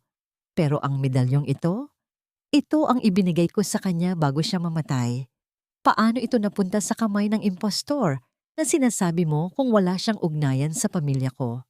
Nataranta si Doña Consolacion, ang kanyang perpektong ayos ay tila nagsisimulang magulo. Teodoro, baka ninakaw lang din niya iyan. Maraming paraan ang mga kriminal para makakuha ng impormasyon. Hindi ang ukit na ito. Sigaw ni Don Teodoro. Ang kanyang boses ay yumanig sa buong mansyon. Walang nakakaalam sa ukit na ito, kundi ako at si Luz. Maging ikaw, Consolacion, ay walang alam tungkol dito. Sa mga sandaling iyon, ang maskara ng kabanalan ni Doña Consolacion ay tuluyan ng nahulog. Ang kanyang mga mata ay nanlilisik at ang kanyang labi ay nanginig sa galit. Hindi na siya ang mapagmahal na kaibigan. Siya na ang demonyong matagal nang nagtatago sa likod ng mamahaling alahas. At ano naman kung siya nga ang anak mo, Teodoro? Hamon ni Doña Consolacion, ang kanyang boses ay naging matinis at puno ng pait. Ano ang gagawin mo? Tingnan mo ang sarili mo. Matanda ka na. Sakitin at wala nang kakayahang patakbuhin ang kumpanya. Ang pirma mo na lang ang kailangan namin. Kahit mahanap mo pa ang anak mo, huli na ang lahat. Bukas, lahat ng ari-arian mo ay mapupunta na kay Ramil at wala kayong magagawa ng madungis mong anak. Inilabas ni Ramil ang dokumento ng paglilipat ng ari-arian at isang panulat. Pirmanan mo na ito, matanda. Gawin mo na ang tama para hindi na madagdagan ang gulo sa pamilyang ito. Nakatayo si Natividad sa pagitan ng kanyang ama at ng mga halimaw na nagpanggap na pamilya niya. Ang ulan ay tila tumitigil na, ngunit ang bagyo sa loob ng mansyon ay kasisimula pa lamang. Nakita niya ang kanyang ama na tila nanghihina. Ang kamay ay nanginginig habang hawak ang panulat na ipinipilit ni Ramil. Papa, huwag! Bulong ni Natividad habang dahan-dahang hinahawakan ang kamay ng kanyang ama. Hindi mo kailangang sumuko sa kanila. Mas mahalaga ang buhay mo kaysa sa kahit anong yaman. Ngunit isang nakakabinging tunog ng putok ang bumitaw sa hangin, hindi mula sa baril, kundi mula sa isang recorder na biglang tumunog mula sa bulsa ni Mang Tomas na kanina pa pala nakalapit sa gate. Ang recorder na akala ni Natividad ay naiwan niya sa veranda. Huwag kang tanga, Ramil. Hanggat hawak natin ang babaeng yan, sa atin mapupunta ang bawat perang ipinapadala ng Don. Ang boses ni Doña Consolacion ay malinaw na umalingaw-ngaw sa buong paligid. Dala ang lahat ng ebidensya ng kanilang kataksilan. Ang boses ng konsensya ay maaring patahimikin sa loob ng maraming taon, ngunit ang boses ng katotohanan ay may sariling paraan upang umalingaw-ngaw sa sandaling akala ng lahat ay tapos na ang laban. Tumigil ang pag-ikot ng mundo para kay Doña Consolacion nang marinig ang sarili niyang boses na lumalabas mula sa recorder na hawak ni Mang Tomas. Ang bawat salitang binitawan niya sa pag-amin ng pagnanakaw sa buhay ni Natividad ay tila mga kulog na bumabasag sa katahimikan ng gabi. Ang ulan ay tuluyan ng tumigil, ngunit ang lamig na dulot ng revelasyong yon ay mas matindi pa sa kahit anong bagyo. Napatitig si Don Teodoro sa kanyang matalik na kaibigan, ang babaeng pinagkatiwalaan niya sa loob ng 2 dekada. Nakita ni Natividad ang panginginig ng mga labi ng kanyang ama, hindi dahil sa lamig, kundi dahil sa matinding pagkadismaya. Ang panulat na hawak ng Don ay dahan-dahang nalaglag sa basang semento, isang piping hudyat na ang kapangyarihan ni na Consolacion ay tuluyan ng naglaho.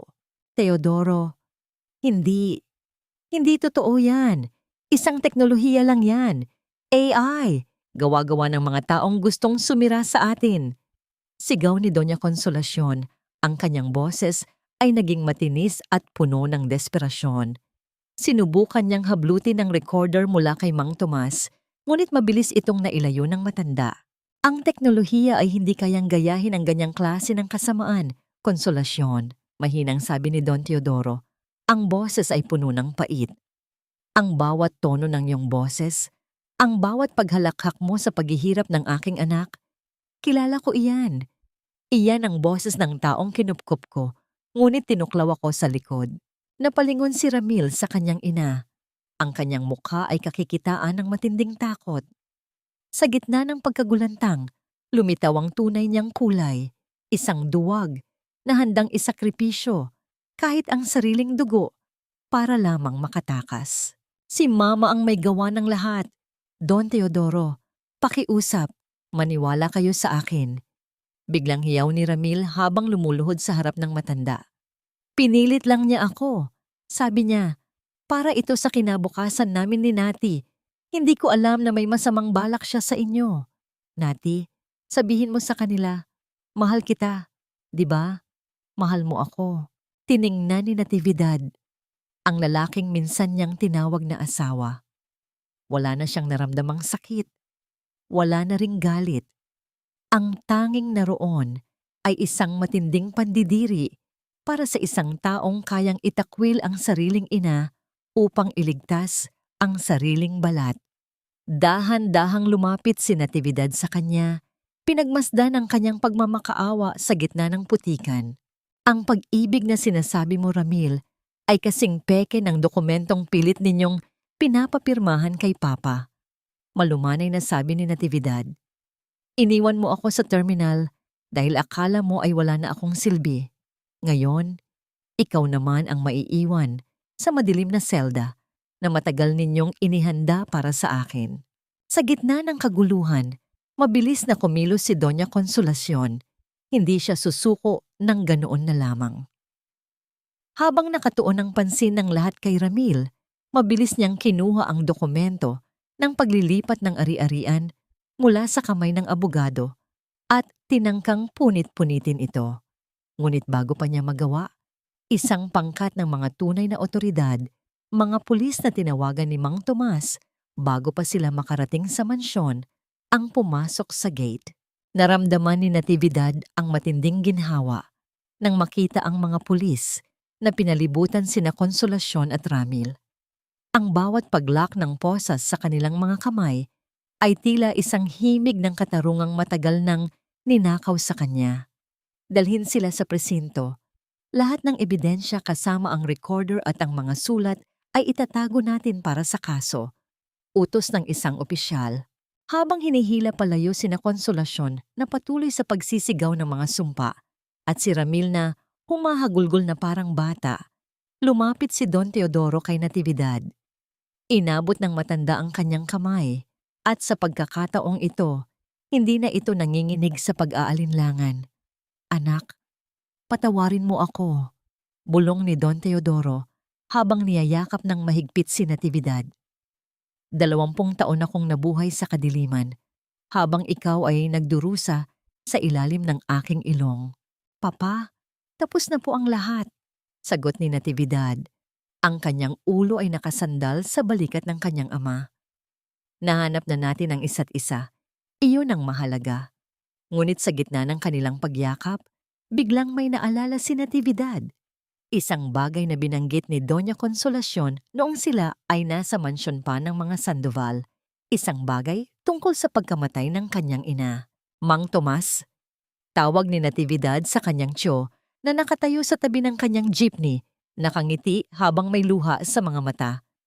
Ano po ang totoong nangyari sa sunog 20 taon na ang nakalilipas? Sabi ni Consolacion, siya ang kumuha sa mga abo ni nanay. Biglang nagbago ang ekspresyon ni Mang Tomas.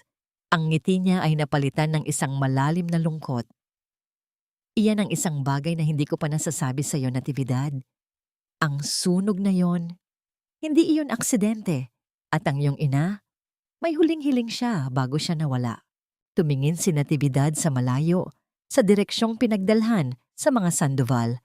Isang bagong misteryo ang unti-unting nabubuo sa kanyang isipan. Ang paghuli sa mga Sandoval ay simula pa lamang ng paghuhukay sa mas malalim at mas madilim na lihim ng kanyang nakaraan. Ang alaala ay parang isang lumang sugat na kahit tuyo na ang balat, kumikirot pa rin sa tuwing darating ang lamig ng ulan. Ang katotohanan ay madalas na mas masakit kaysa sa kasinungalingang kinasanayan natin dahil tinatanggalan ito ang ating mga mata ng piring na matagal na nating itinuring na proteksyon. Sa loob ng malawak at maringal na sala ng mansyon ni Don Teodoro, ang katahimikan ay tila isang mabigat na ulap. Nakaupo si Natividad sa isang malambot na sofa, isang upuan na sa buong buhay niya ay sa mga panaginip lang niya nakita. Sa kanyang tabi ay ang kanyang ama, si Don Teodoro, na ang mga kamay ay patuloy na humahawak sa kanyang palad na tila natatakot na sa isang iglap ay maglaho siyang muli. Nasa tapat nila si Mang Tomas. Ang matanda ay tila mas lalong tumanda sa ilalim ng maliwanag na chandelier ng mansyon. Inilabas ni Mang Tomas ang isang maliit na kahon na gawa sa nara, luma at may mga ukit na bahagya ng nabura ng panahon. Dahan-dahan niya itong ipinatong sa mesa. Noong gabing mangyari ang sunog, hindi aksidente ang lahat, Teodoro. Simula ni Mang Tomas, ang boses ay nanginginig sa pait ng nakaraan. Nakita ko si Consolacion sa likod ng inyong bahay bago pa man magsimulang kumalat ang apoy. May dala siyang gasera at isang galon ng langis. Ang akala ko nung una ay tumutulong siya. Ngunit nang makita ko ang kanyang mga mata, doon ko nalaman na siya ang mismong mitya ng impyernong iyon. Napasinghap si Natividad. Ang bawat salita ni Mang Tomas ay tila muling nagpapakita ng mga dambuhalang apoy sa kanyang isipan. Ang kanyang ina, si Luz Viminda, ay hindi lang pala biktima ng pagkakataon, kundi biktimam ng isang planadong pagpatay. Sinubukan kong pumasok. Pagpapatuloy ni Mang Tomas habang ang mga luha ay malayang dumadaloy sa kanyang kulubot na pisngi. Ngunit huli na. Ang huling nakita ko ay si Luz Viminda na yakap-yakap ka, Natividad. Inilabas ka niya sa bintana at ibinigay sa akin.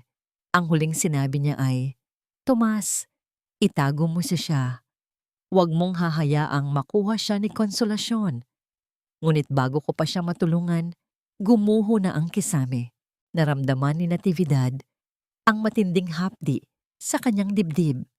Ang sakripisyo ng kanyang ina ay hindi lang pala para sa kanyang buhay, kundi para iligtas siya sa kuko ng babaeng naging biyenan niya. Ang miro ng tadhana ay sadyang malupit. Ang taong pilit na iniwasan ng kanyang ina ay siya ring naging bilanggo niya sa loob ng maraming taon. Patawarin mo ako, Luz. Patawarin mo ako. Hagulgol ni Don Teodoro. Isinasandal ang kanyang noo sa balikat ni Natividad. Pinaniwala ako ni Consolacion na Ikaw ang mitya ng sunog dahil sa iyong kapabayaan. Pinaniwala niya ako na ang anak natin ay naging abo na. Kaya hinayaan ko ang sarili kong mabulag sa kanyang kabaitan bilang pambayad sa kanyang pagliligtas sa akin mula sa kalungkutan. Dahan-dahang binuksan ni Mang Tomas ang kahon ng Nara. Sa loob niyon ay may isang sulat na bahagyang sunog ang mga gilid at isang gintong singsing na may disenyong gumamela, ang paboritong bulaklak ni Luz Viminda. Ito ang huling hiling ng iyong ina, Natividad, sabi ni Mang Tomas. Sabi niya, kapag dumating ang araw na handa ka na, ibigay ko ito sa iyo. Ang singsing na ito ay hindi lang alahas. Ito ang simbolo ng kanyang panalangin na mahanap mo ang iyong tunay na halaga, hindi bilang isang alipin, kundi bilang isang sandoval na may dangal. Isinuot ni Natividad ang singsing. Ang lamig ng ginto sa kanyang daliri ay tila naging isang mainit na yakap mula sa kanyang ina. Sa mga sandaling iyon, naramdaman ni Natividad ang isang uri ng paghilom na hindi kayang ibigay ng kahit anong yaman. Ang sugat ng nakaraan, bagaman malalim, ay nagsisimula na ring maglangib. Papa, tawag ni Natividad sa kanyang ama, ang boses ay puno ng pagmamahal at kapatawaran. Hindi mo kailangang sisihin ang sarili mo. Ang mahalaga ay narito na tayo. At ang sakripisyo ni nanay ay hindi na sayang dahil nahanap natin ang daan pabalik sa isa't isa. Niyakap ng mahigpit ni Don Teodoro ang kanyang anak. Sa labas, ang langit ay nagsisimula ng maging asul, isang tanda ng paparating na bukang liwayway. Ang gabi ng kasinungalingan ay natapos na. Ngunit sa gitna ng kanilang katahimikan, narinig ang pagtunog ng telepono sa study room ni Don Teodoro. Isang katulong ang mabilis na lumapit. Ang mukha ay kakikitaan ng pagkabahala. Don Teodoro, tumatawag po ang abogado mula sa presinto. May nangyari po kay Doña Consolacion. Ayon sa ulat, hindi po siya pumayag na makulong ng ganoon na lamang.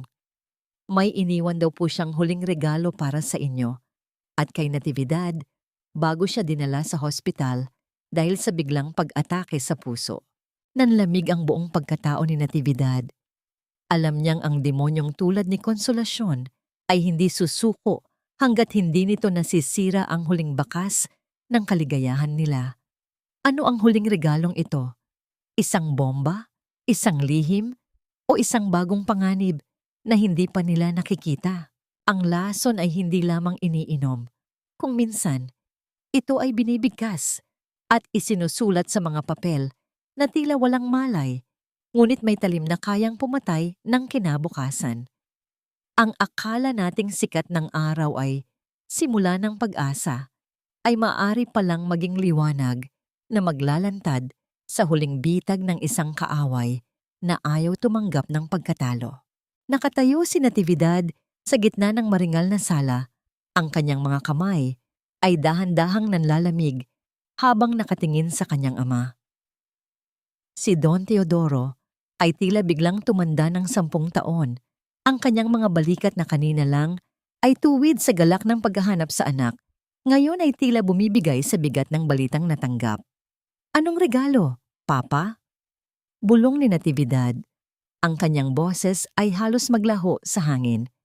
Ano pa ang kaya nilang gawin sa atin ngayong nasa likod na sila ng mga rehas? Hindi agad nakasagot si Don Teodoro. Dahan-dahan siyang naupo sa kanyang silya, ang kanyang mga mata ay nakatitig sa kawalan. Ang katulong na nag-abot ng balita ay nanatiling nakayuko, takot na madamay sa bagyong muling namumuo sa loob ng mansyon. Ang sabi ng abogado, bago pa man tayo dumating sa terminal kahapon, bago pa man mangyari ang lahat ng ito, may pinirmahan akong mga dokumento. Simula ni Don Teodoro, ang boses ay puno ng pait. Pinaniwala ako ni Consolacion na ang mga papel na yon ay para sa insurance ng kumpanya. Ngunit ang totoo, iyon ay isang petition for guardianship. Idineklara ko raw sa mga papel na yon na ako ay wala na sa tamang pag-iisip, na ang aking memorya ay tuluyan ng naglaho dahil sa katandaan. Nanlamig ang buong pagkatao ni Natividad. Nauunawaan niya ang laro ng kanyang biyenan. Kung ang Don ay opisyal na idineklarang incapacitated o walang kakayahang magdesisyon para sa sarili, ang lahat ng kanyang ginawa, kasama na ang pagkilala kay Natividad bilang kanyang tunay na anak at ang pagbawi ng mga ari-arian mula sa mga Sandoval, ay maaaring mapawalang bisa sa mata ng batas. Ibig sabihin, putol na sabi ni Natividad, ang kanyang puso ay tila pinipiga. Ibig sabihin, ang lahat ng ito ay maaaring bawiin nila, na ang pagbabalik ko rito ay ituturing nilang bahagi ng aking pagsasamantala sa isang matandang malabo na ang isip, iyan ang huling regalo ni Konsolasyon, Natividad. Wika ni Mang Tomas mula sa pintuan. Ang kanyang mukha ay seryoso at puno ng pag-aalala. Gusto niyang siguraduhin na kahit mabulok siya sa kulungan, hindi mo pa rin matatamasa ang buhay na nararapat sa'yo. Gusto niyang manatili kang impostor sa paningin ng mundo. Napaupo si Natividad sa tabi ng kanyang ama. Hinawakan niya ang nanginginig na kamay nito.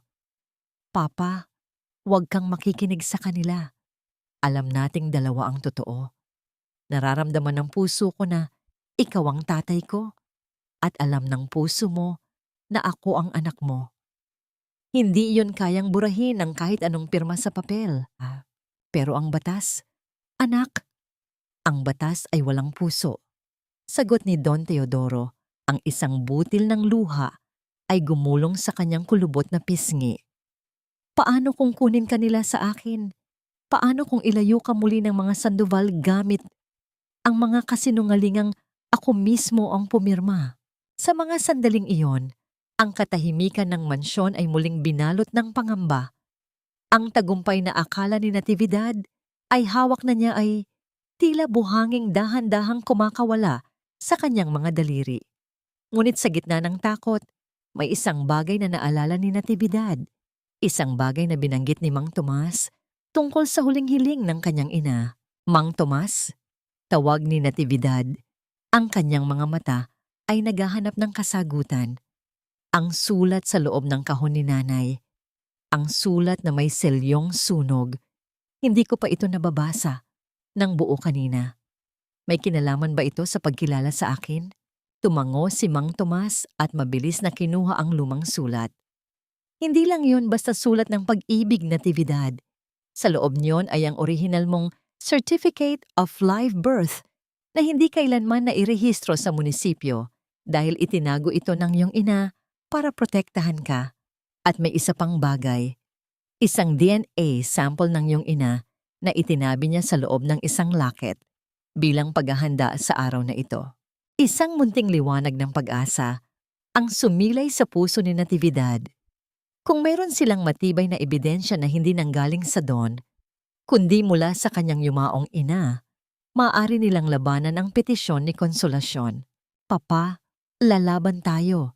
Matatag na sabi ni Natividad, itinatayo ang kanyang sarili mula sa pagkakasadlak. Hindi tayo papayag na ang huling hininga ng kasamaan ni Konsolasyon ang tatapos sa ating kwento. Ipakikita natin sa kanila na ang katotohanang nakaugat sa pag-ibig ay mas matibay kaysa sa anumang batas na binuo sa panlilinlang. Habang ang sikat ng araw ay tuluyan ng tumatago sa mga bintana ng mansyon, si Natividad ay tumingin sa malayo. Alam niyang ang susunod na mga araw ay magiging isang madugong labanan sa korte. Isang labanan kung saan ang kanyang dangal at ang kalusugan ng kanyang ama ang nakataya. Ngunit hindi na siya ang babaeng luhaan sa terminal. Siya na ang anak ni Luz Viminda at ni Don Teodoro, ang babaeng natutong bumangon mula sa abo ng sariling pagkasira. Ngunit bago pa man sila makakilos, isang katok ang narinig sa pintuan. Hindi ito ang mga pulis at hindi rin ito ang abogado. Isang batang lalaki na may dalang isang lumang bag at may mga matang kasing lungkot ng kay Ramil ang nakatayo sa harap ng mansyon. Naghahanap po ako kay Ramil Sandoval, sabi ng bata. Ang boses ay nanginginig. Sabi po ng nanay ko, dito raw nakatira ang tatay ko. Nanigas ang buong pagkatao ni Natividad. Ang huling regalo ni Konsolasyon ay hindi lang pala petisyon sa korte. Ito ay isang buhay na ebidensya ng isa pang kataksilan ni Ramil na kailanman ay hindi niya naisip. Ang pinakamasakit na katotohanan ay hindi ang pagpapakasal sa isang demonyo, kundi ang malaman na ang demonyong yon ay may iniwan pang mga biktima na walang malay sa mundo. Ang akala mong huling sugat ay simula pa lamang pala ng isang mas malalim na paghiwa sa iyong pagkatao. Nakatitig si Natividad sa batang lalaki na nasa harap ng pintuan. Ang mga mata nito ay kasing talim at kasing lungkot ng mga mata ni Ramil. Isang pamilyar na titig na dati ay nagpapatibok ng kanyang puso. Ngunit ngayon ay nagdudulot na lamang ng isang matinding kirot. Ang bata ay may hawak na isang lumang backpack. Ang kanyang mga sapatos ay puno ng putik. At ang kanyang maliit na katawan ay nanginginig sa lamig ng nagdaang ulan. Anong pangalan mo, bata? Dahan-dahang tanong ni Natividad. Lumapit siya at lumuhod upang mapantayan ang taas ng bata. Sa kabila ng pait na nararamdaman niya para kay Ramil, hindi niya magawang magalit sa musmos na nasa harap niya. Ang bata ay walang kasalanan sa mga kasinungalingan ng matatanda. Giyo po, bulong ng bata. Ang kanyang boses ay nanginginig. Sabi po ni Lola Konsolasyon, dito raw po ang bahay ng papa ko. Sabi po niya, kapag wala na siya, si Tita Nati raw po ang mag-aalaga sa akin. Isang mapait na ngiti ang gumuhit sa mga labi ni Natividad. Doon niya naintindihan ang kabuuan ng huling regalo ni Konsolasyon. Hindi lang basta legal na labanan ang iniwan ng matanda. Iniwan din nito si Gio upang magsilbing buhay na paalala ng kataksilan ni Ramil. Isang paraan upang habang buhay nasaktan si Natividad at makuha ang simpatya ng Don para sa isang apo na may dugong Sandoval. Teodoro, huwag kang mabibigla. Babala ni Mang Tomas habang inaalalayan ang Don na dahan-dahang lumalapit. Nang makita ni Don Teodoro ang bata, napaatras ang matanda. Hinawakan niya ang kanyang dibdib, ang kanyang hininga ay naging mababaw at mabilis. Ramil, kamukhang-kamukha siya ni Ramil nung bata pa ito. Papa, pakiusap.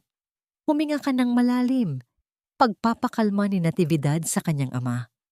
Huwag mong hayaang magtagumpay si Konsolasyon sa kanyang plano na pasabugin ang ating pamilya mula sa loob. Dinala ni Natividad si Gio sa kusina. Binigyan niya ito ng mainit na gatas at tinapay. Habang pinapanood niyang kumain ng bata, naramdaman niya ang isang kakaibang uri ng paghilom. Sa halip na itaboy ang bata bilang simbolo ng kanyang pagkabigo, nakita niya rito ang sarili niya. Isang batang ligaw, ginamit na kasangkapan, at nauulila sa gitna ng kasakiman ng iba. Gio, nasaan ang nanay mo? Tanong ni Natividad sa malumanay na paraan. Wala na po siya, sagot ng bata habang nakayuko. Sabi ni Lola, kinuha na raw siya ni Jesus. At sabi ni Papa Ramil, ikaw daw po ang bago kong nanay. Pero sabi ni Lola, huwag daw po akong maniniwala sa iyo dahil masama kang tao. Naramdaman ni Natividad ang pait sa kanyang lalamunan, kahit ang bata ay nilason na ang isipan laban sa kanya. Ngunit sa halip na magalit, hinawakan niya ang maliit na kamay ni Gio. Hindi ako masama, Gio, at hindi rin ako ang nanay mo. Pero hanggat narito ka, sisiguraduhin kong hindi ka makakaranas ng gutom o takot na naranan ko. Sa kabilang panig ng mansyon, si Mang Tomas at ang abogado ni Don Teodoro ay abala sa pag-aaral sa dokumentong Petition for Guardianship. Ang sitwasyon ay mas malala kaysa sa inaasahan nila. Don Teodoro, kailangan nating mahanap ang doktor na pumirma sa sertipikong ito. Seryosong sabi ng abogado. Kung mapapatunayan nating binayaran o tinakot ni Konsolasyon ang doktor na ito, mapapawalang bisa natin ang petisyon. Ngunit kailangan nating gawin ito sa loob ng 24 na oras bago mailabas ang utos ng korte. Alam ko kung sino ang doktor na yon, sabat ni Mang Tomas. Si Dr. Valdez, siya ang paboritong doktor ni Konsolasyon Ngunit balita ko ay bigla siyang nag-leave at nagtatago na ngayon. Sa gitna ng kanilang pag-uusap, isang marangyang sasakyan ang huminto sa labas ng gate. Mula rito ay bumaba ang isang babaeng nakasuot ng itim. May dalang mga dokumento at may kasamang 2 tauhan ng social welfare. Nandito kami para kay Gio Sandoval, deklara ng babae pagpasok sa sala. At dala rin namin ang temporary restraining order laban kay Natividad Sandoval. Ayon sa utos ng korte, dahil sa idineklarang kawalan ng kapasidad ni Don Teodoro, ang pangangalaga sa lahat ng ari-arian at maging sa batang si Gio ay inililipat sa ilalim ng pangangasiwa ng itinalagang administrator ng mga Sandoval. Anong administrator? Gulantang na tanong ni Natividad habang yakap-yakap si Gio. Ako. Isang pamilyar at nakakangilong boses ang narinig mula sa likuran. Dahan-dahang lumingon si Natividad at nakita niya ang isang babaeng akala niya ay matagal nang wala sa buhay ng mga Sandoval. Ang kapatid ni Ramil na si Clarissa, ang babaeng mas matalas pa ang dila kaysa kay Konsolasyon at ang tunay na utak sa likod ng mga legal na hakbang ng pamilya. Nagbabalik ang tunay na tagapagmana, Natividad. Kutyang sabi ni Clarissa habang nakatingin sa paligid ng mansyon ng may kasakiman. At sa pagkakataong ito, sisiguraduhin kong sa terminal ka na talaga, mabaon habang buhay. Hindi mo ba naintindihan, Natividad? Isa ka lang multo rito. Isang ligaw na kaluluwa na pilit sumisiksik sa isang mundong hindi kailanman magiging sayo. Ang bawat sulok ng mansyong ito, ang bawat sentimo sa bangko ni Teodoro, ay sa amin, hindi sa isang pulubing pinulot lang sa terminal. Ang boses ni Clarissa ay kasing talim ng labaha. Bawat salita ay may dalang lason na tila gustong tunawin ang tapang na pilit binuo ni Natividad. Nakatayo ang babae sa gitna ng sala. Ang kanyang mga braso ay nakakross sa dibdib at ang kanyang mga mata ay nanunuri na tila tinitingnan ng isang maruming basahan. Ang amoy ng kanyang mamahaling pabango ay humahalo sa amoy ng takot ni Gio, na ngayon ay mas lalong humigpit ang kapit sa laylayan ng damit ni Natividad. Naramdaman ni Natividad ang panginginig ng maliit na kamay ng bata. Tumingin siya kay Clarissa at sa unang pagkakataon, hindi siya umiwas. Clarissa, alam nating lahat ang totoo. Hindi ninyo kailanman naging ari-arian ang buhay ni Papa at lalong hindi ninyo magagamit ang batang ito para sa inyong kasakiman. Matapang ka na dahil lang nakatapak ka sa marmol na sahig? Isang mapanguyam na tawa ang kumawala kay Clarissa habang dahan-dahan siyang lumalapit. Tingnan mo ang tatay mo, Natividad. Tingnan mo kung gaano siya kahina. Itinuro ni Clarissa si Don Teodoro na ngayon ay nakasandal sa kanyang tungkod. Ang kanyang mga mata ay nanlalabo at ang kanyang paghinga ay kinakapos. Sabi ng batas, ang isang lalaking hindi na matandaan kung anong araw ngayon ay hindi na maaaring maghari sa kanyang kaharian. Ang bawat pirma niya, ang bawat utos niya, kasama na ang pagpapatuloy sa iyo rito, ay wala ng saysay. Administratibo na kami, Natividad. Kami na ang batas sa bahay na ito. Ang mga tauhan ng social welfare ay tila nag-aalinlangan, ngunit dahil sa hawak na dokumento ni Clarissa, wala silang magawa. Lumapit ang isang babaeng opisyal kay Natividad. Mawalang galang na po. Kailangan na po naming kuhanin ang bata para sa kaukulang proseso ng pangangalaga sa ilalim ng mga Sandoval. Huwag po. Pakiusap. Huwag ninyo siyang kunin. Pagsusumamo ni Natividad, ang kanyang puso ay tila pinupunit sa gitna. Gagamitin lang nila siya. Hindi nila siya mahal. Si Gio ay biktima rin dito. Nagsimulang umiyak ng malakas si Gio.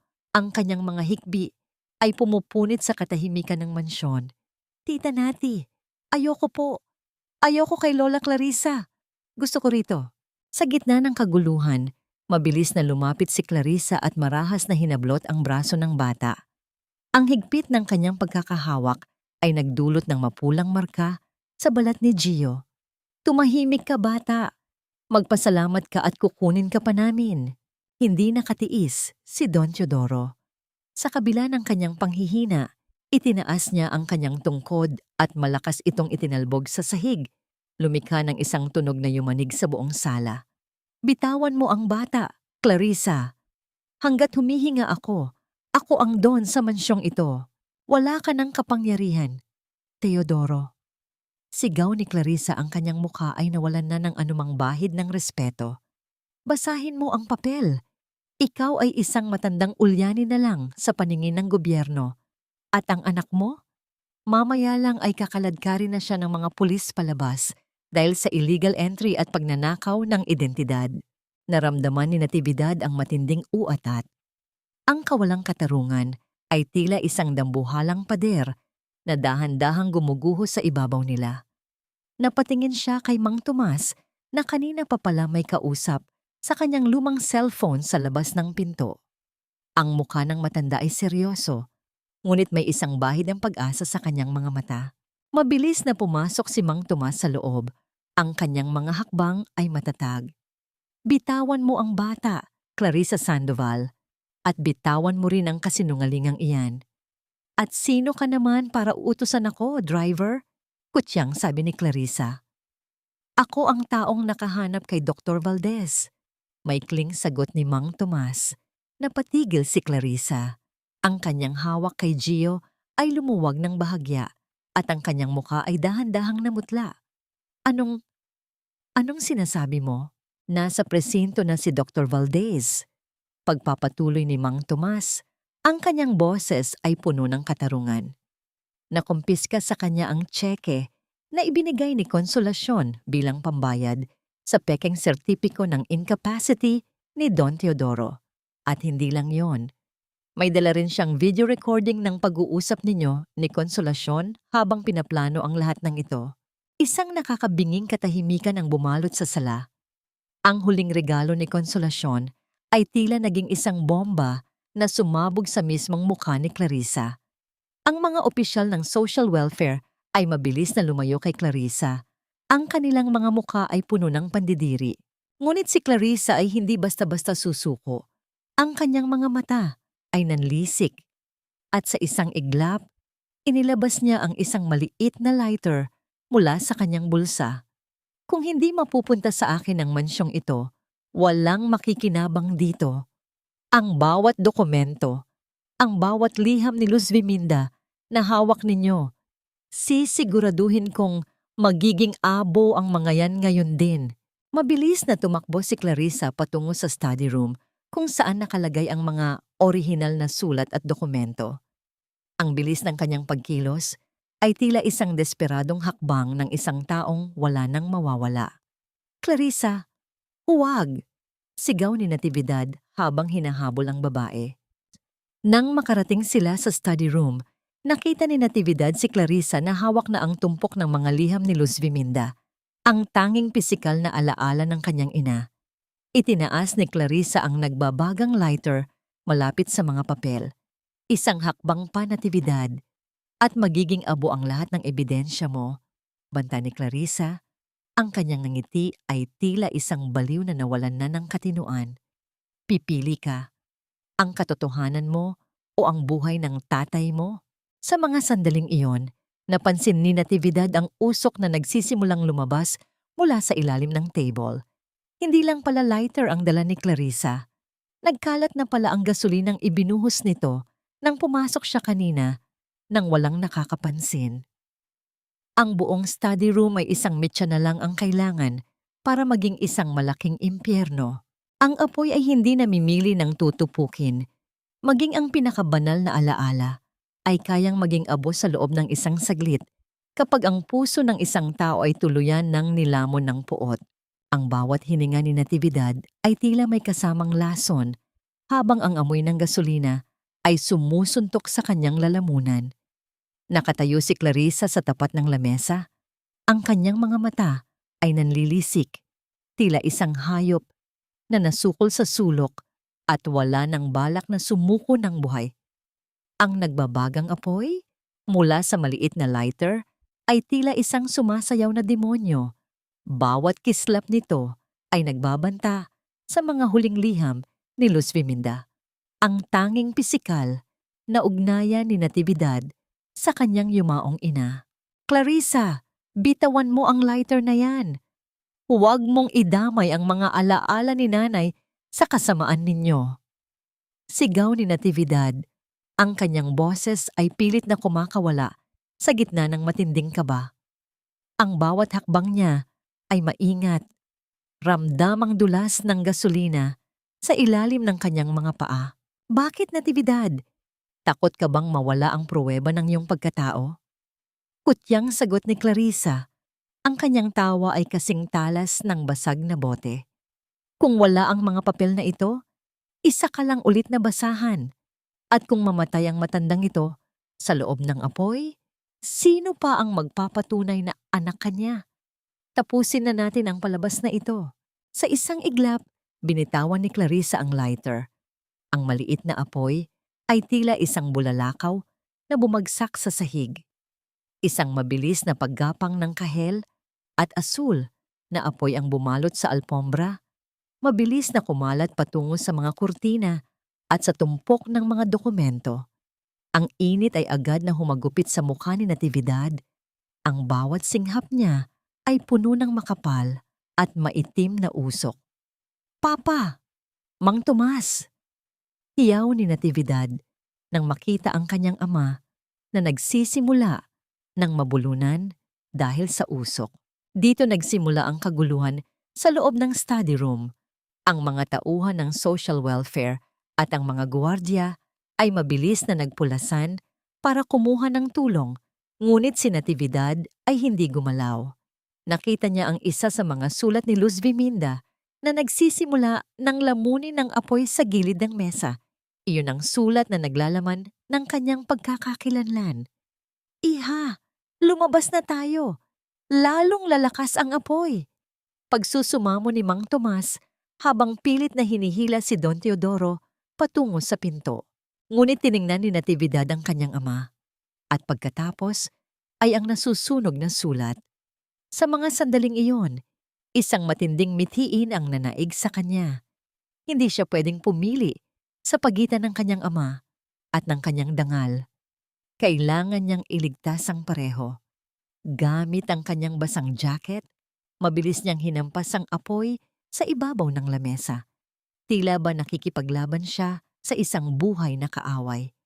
Ang hapdi ng init sa kanyang mga kamay ay hindi niya inintindi. Hinding-hindi ninyo ito makukuha sa akin, sigaw ni Natividad. Sa gitna ng kapal ng usok, nakuha niya ang natitirang mga dokumento at mabilis na isinilid sa kanyang dibdib, malapit sa kanyang puso. Samantala, si Clarissa, sa kanyang desperasyon, ay tinangkang tumakas sa bintana. Ngunit ang kapal ng usok at ang bilis ng pagkalat ng apoy ay nagkulong sa kanya sa kabilang bahagi ng kwarto. Ang kanyang mga sigaw ng takot ay umalingaw-ngaw. Ang dating mapagmataas na boses ay naging hiyaw ng isang taong huli na ang lahat para magsisi. Mabilis na kumilos si Mang Tomas. Gamit ang isang fire extinguisher mula sa pasilyo, dahan-dahan niyang binuksan ang daan palabas. Ang bawat pagbuga ng puting usok mula sa kagamitan ay tila isang malamig na hininga sa gitna ng impyerno. Nakuha ni Natividad ang braso ng kanyang ama at sa tulong ni Mang Tomas, dahan-dahan silang nakalabas sa nagbabagang silid. Pagdating nila sa labas ng mansyon, ang sariwang hangin ay tila isang regalo mula sa langit. Napaluhod si Natividad sa damuhan, yakap-yakap ang mga dokumentong bahagyang may sunog sa gilid, ngunit buo pa rin. Ang bawat ubo niya ay may kasamang pait ng usok, ngunit ang ginhawa sa kanyang dibdib ay hindi mapapantayan. Natanaw niya ang mga bumbero na mabilis na pumasok sa mansyon upang sugpuin ang apoy. Ilang sandali pa, inilabas si Clarissa na nakaposas. Ang kanyang muka ay puno ng uling at ang kanyang mga damit ay gulanit. Ang kanyang mga mata ay tuluyan ng nawalan ng kinang ng kasamaan, napalitan ng tulalang titig ng pagkatalo. Lumapit si Don Teodoro kay Natividad. Kahit nahirap pa ring huminga, hinawakan ng matanda ang mukha ng kanyang anak. Ang kanyang mga mata ay puno ng paghanga at luha. Iniligtas mo ako. Iniligtas mo ang alaala ng iyong ina. Patawarin mo ako, Natividad, kung naging mahina ako. Papa, wala na pong dapat patawarin. Bulong ni Natividad, isinasandal ang kanyang noo sa kamay ng ama. Ang mahalaga, wala nang apoy na makakasunog sa katotohanang anak mo ako. Ngunit sa gitna ng kanilang pagyakap, isang tauhan ng pulis ang lumapit sa kanila. May hawak na isang pitaka na nakuha mula sa sasakyan ni Clarissa bago ito tuluyang ma-inspect.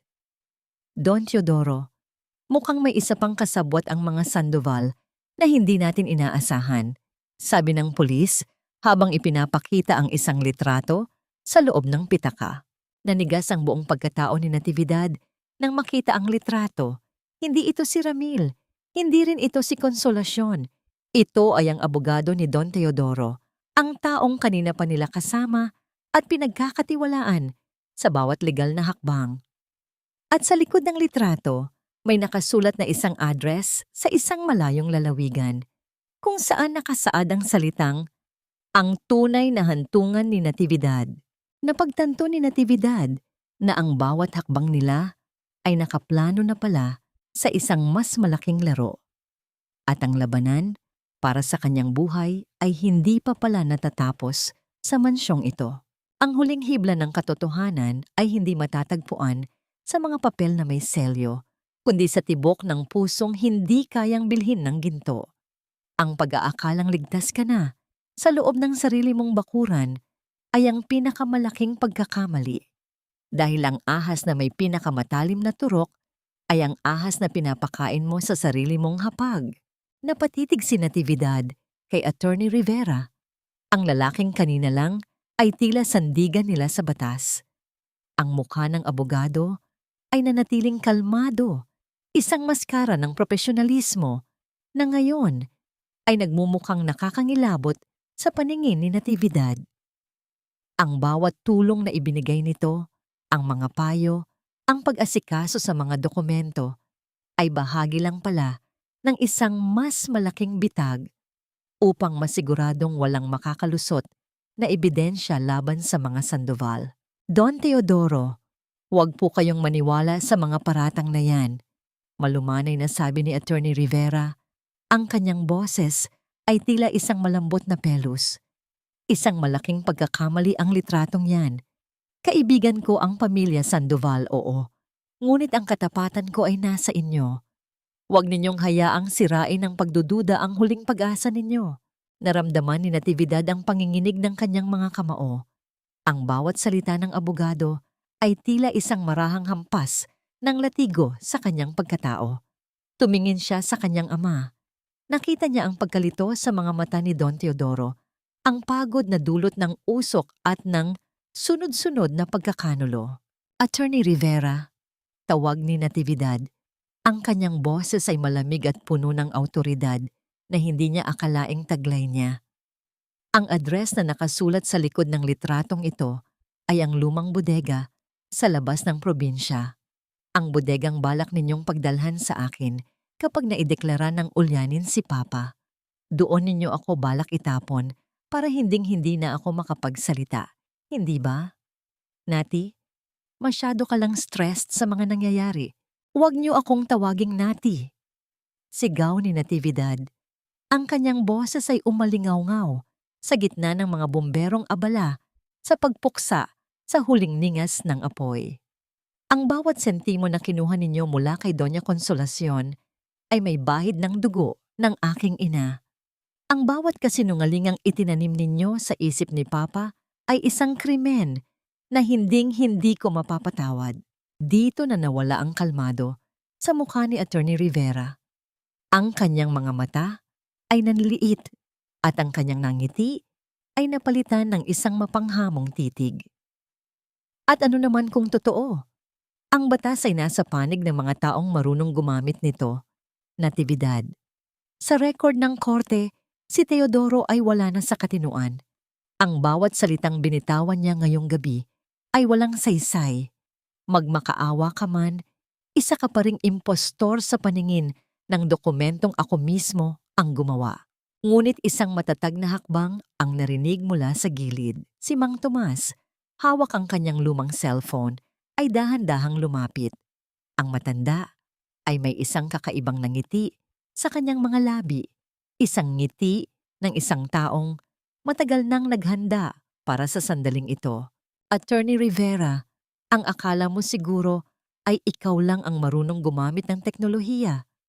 Sabi ni Mang Tomas habang binubuksan ang speaker ng kanyang telepono. Noong dinala mo kami sa presinto kanina, naiwan mo ang recorder mo sa loob ng jeep ko. At sa loob niyon, narinig ko ang huling tawag mo kay Konsolasyon. Ang pag-amin mo na ikaw ang pumeke sa pirma ni Don Teodoro sa guardianship papers. Nanlamig ang abogado. Ang kanyang mga kamay ay dahan-dahang napaatras habang ang mga pulis ay nagsisimulang lumapit sa kanya. Ang huling barahan ng mga Sandoval ay tuluyan ng nasunog kasama ng study room ng mansyon. Dalhin na siya. Utos ng hepe ng pulisya. Ang tunog ng bakal na posas na kumalansing sa mga kamay ni Attorney Rivera ay tila isang pinakamasarap na musika sa pandinig ni Natividad. Ito ang huling tunog ng kadena na nagkakandado sa kanyang madilim na nakaraan. Habang hinihila ang abogado patungo sa mobile car, nakita ni Natividad si Ramil sa loob ng isa pang sasakyan ng pulis. Ang kanyang asawa, ang lalaking nag-iwan sa kanya sa terminal, ay humahagulgol na ngayon. Nakasubsob ang mukha sa kanyang mga kamay. Hindi dahil sa pagsisisi, kundi dahil sa takot sa buhay na naghihintay sa kanya sa loob ng bilangguan. Tumingin si Natividad sa malayo, sa direksyong kinaroroonan ng benta ng boss sa terminal kung saan nagsimula ang lahat. Doon, naramdaman niya ang isang matinding gaan, ang bawat pait, ang bawat sampal, at ang bawat gabing puno ng luha ay nagkaroon ng kabuluhan. Kung hindi siya iniwan ni Ramil sa terminal na yon, hinding-hindi niya mahahanap ang kanyang tunay na tahanan. Inalalaya ni Natividad si Don Teodoro patungo sa isang ligtas na bahagi ng hardin. Ang sikat ng araw ay tuluyan ng sumilip sa pagitan ng mga ulap, nagbibigay ng gintong liwanag sa mansyong bahagyang nasira, ngunit matatag pa ring nakatayo. Anak, tapos na ba talaga? Mahinang tanong ni Don Teodoro.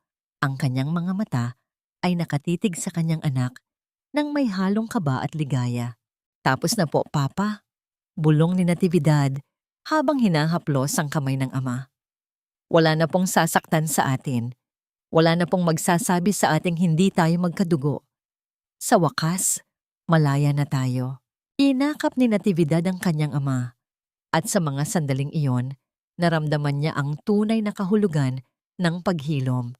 Hindi ito ang pagkalimot sa sakit, kundi ang paggamit sa sakit na yon upang maging mas matatag para sa mga taong mahal mo. Ang terminal na dati ay simbolo ng kanyang pagkawasak. Ngayon ay simbolo na ng kanyang muling pagsilang. Ang bawat dapit hapon ay hindi na tanda ng pagtatapos ng pag-asa, kundi isang paalala na ang kadiliman ay kailangan lamang upang bigyang daan ang mas maliwanag na bukas. Ang mansyong dati ay amoy lason at puno ng bulong ng kataksilan. Ngayon ay bukas na ang mga bintana. Hinahayaang pumasok ang sariwang hangin at ang huni ng mga ibon na tila nakikigalak sa panibagong simula ng pamilya Sandoval. Lumipas ang ilang buwan mula ng madugong gabi ng sunog. Si Natividad ay nakatayo sa gitna ng hardin, suot ang isang simpleng puting bestido na sumasalamin sa kapayapaan ng kanyang puso. Hindi na siya ang babaeng nakayuko, ang babaeng takot magsalita. Ang kanyang bawat hakbang ay may dalang dangal na kailanman ay hindi na mababawi ng kahit sinong Ramil o Konsolasyon. Tita Nati, tingnan niyo po ang bulaklak. Bumuka na siya. Sigaw ni Gio habang masayang tumatakbo patungo sa kanya. Ngumiti si Natividad at hinaplos ang ulo ng bata. Si Gio ay nanatili sa kanilang pangangalaga. Sa kabila ng kasalanan ng kanyang ama, pinili ni Natividad na maging liwanag sa buhay ng bata. Ang bata ay naging simbolo ng kanyang kakayahang magpatawad, Hindi dahil karapat-dapat ang mga Sandoval, kundi dahil karapat-dapat ang kanyang puso sa kapayapaan. Napakaganda, Gio. Parang ikaw, unti-unti ring namumukadkad. Malumanay na sagot ni Natividad. Mula sa balkonahe, pinagmamasdan sila ni Don Teodoro at Mang Tomas. Ang Don ay maayos na ang kalusugan, bagaman may tungkod pa rin, ay bakas ang sigla sa kanyang mga mata. Si Mang Tomas naman ay hindi na kailanman bumalik sa pagmamaneho ng jeepney. Siya na ngayon ang katiwala ng mansyon at ang pinakamatalik na kaibigan ng Don. Ang magbayaw ay madalas na nagtatawanan habang inaalala ang mga kwento ng kanilang kabataan at ni Luz Viminda. Tungkol naman sa mga nagkasala, ang katarungan ay mabilis na gumulong. Si Doña Consolacion ay nananatili sa loob ng piitan, kung saan ang bawat pader ay tila nagpapaalala sa kanya ng mga kasinungalingang itinayo niya. Si Ramil at ang kanyang kapatid na si Clarissa ay nahaharap sa mahabang sentensya dahil sa arson at tangkang pagpatay. Ang yaman na pilit nilang kinamkam ay naging mitya ng kanilang sariling pagkakakulong sa rehas ng pagsisisi. Isang hapon, nagpasya si Natividad na bumalik sa terminal kung saan siya iniwan ni Ramil. Hindi siya pumunta roon para magluksa, kundi para magpasalamat.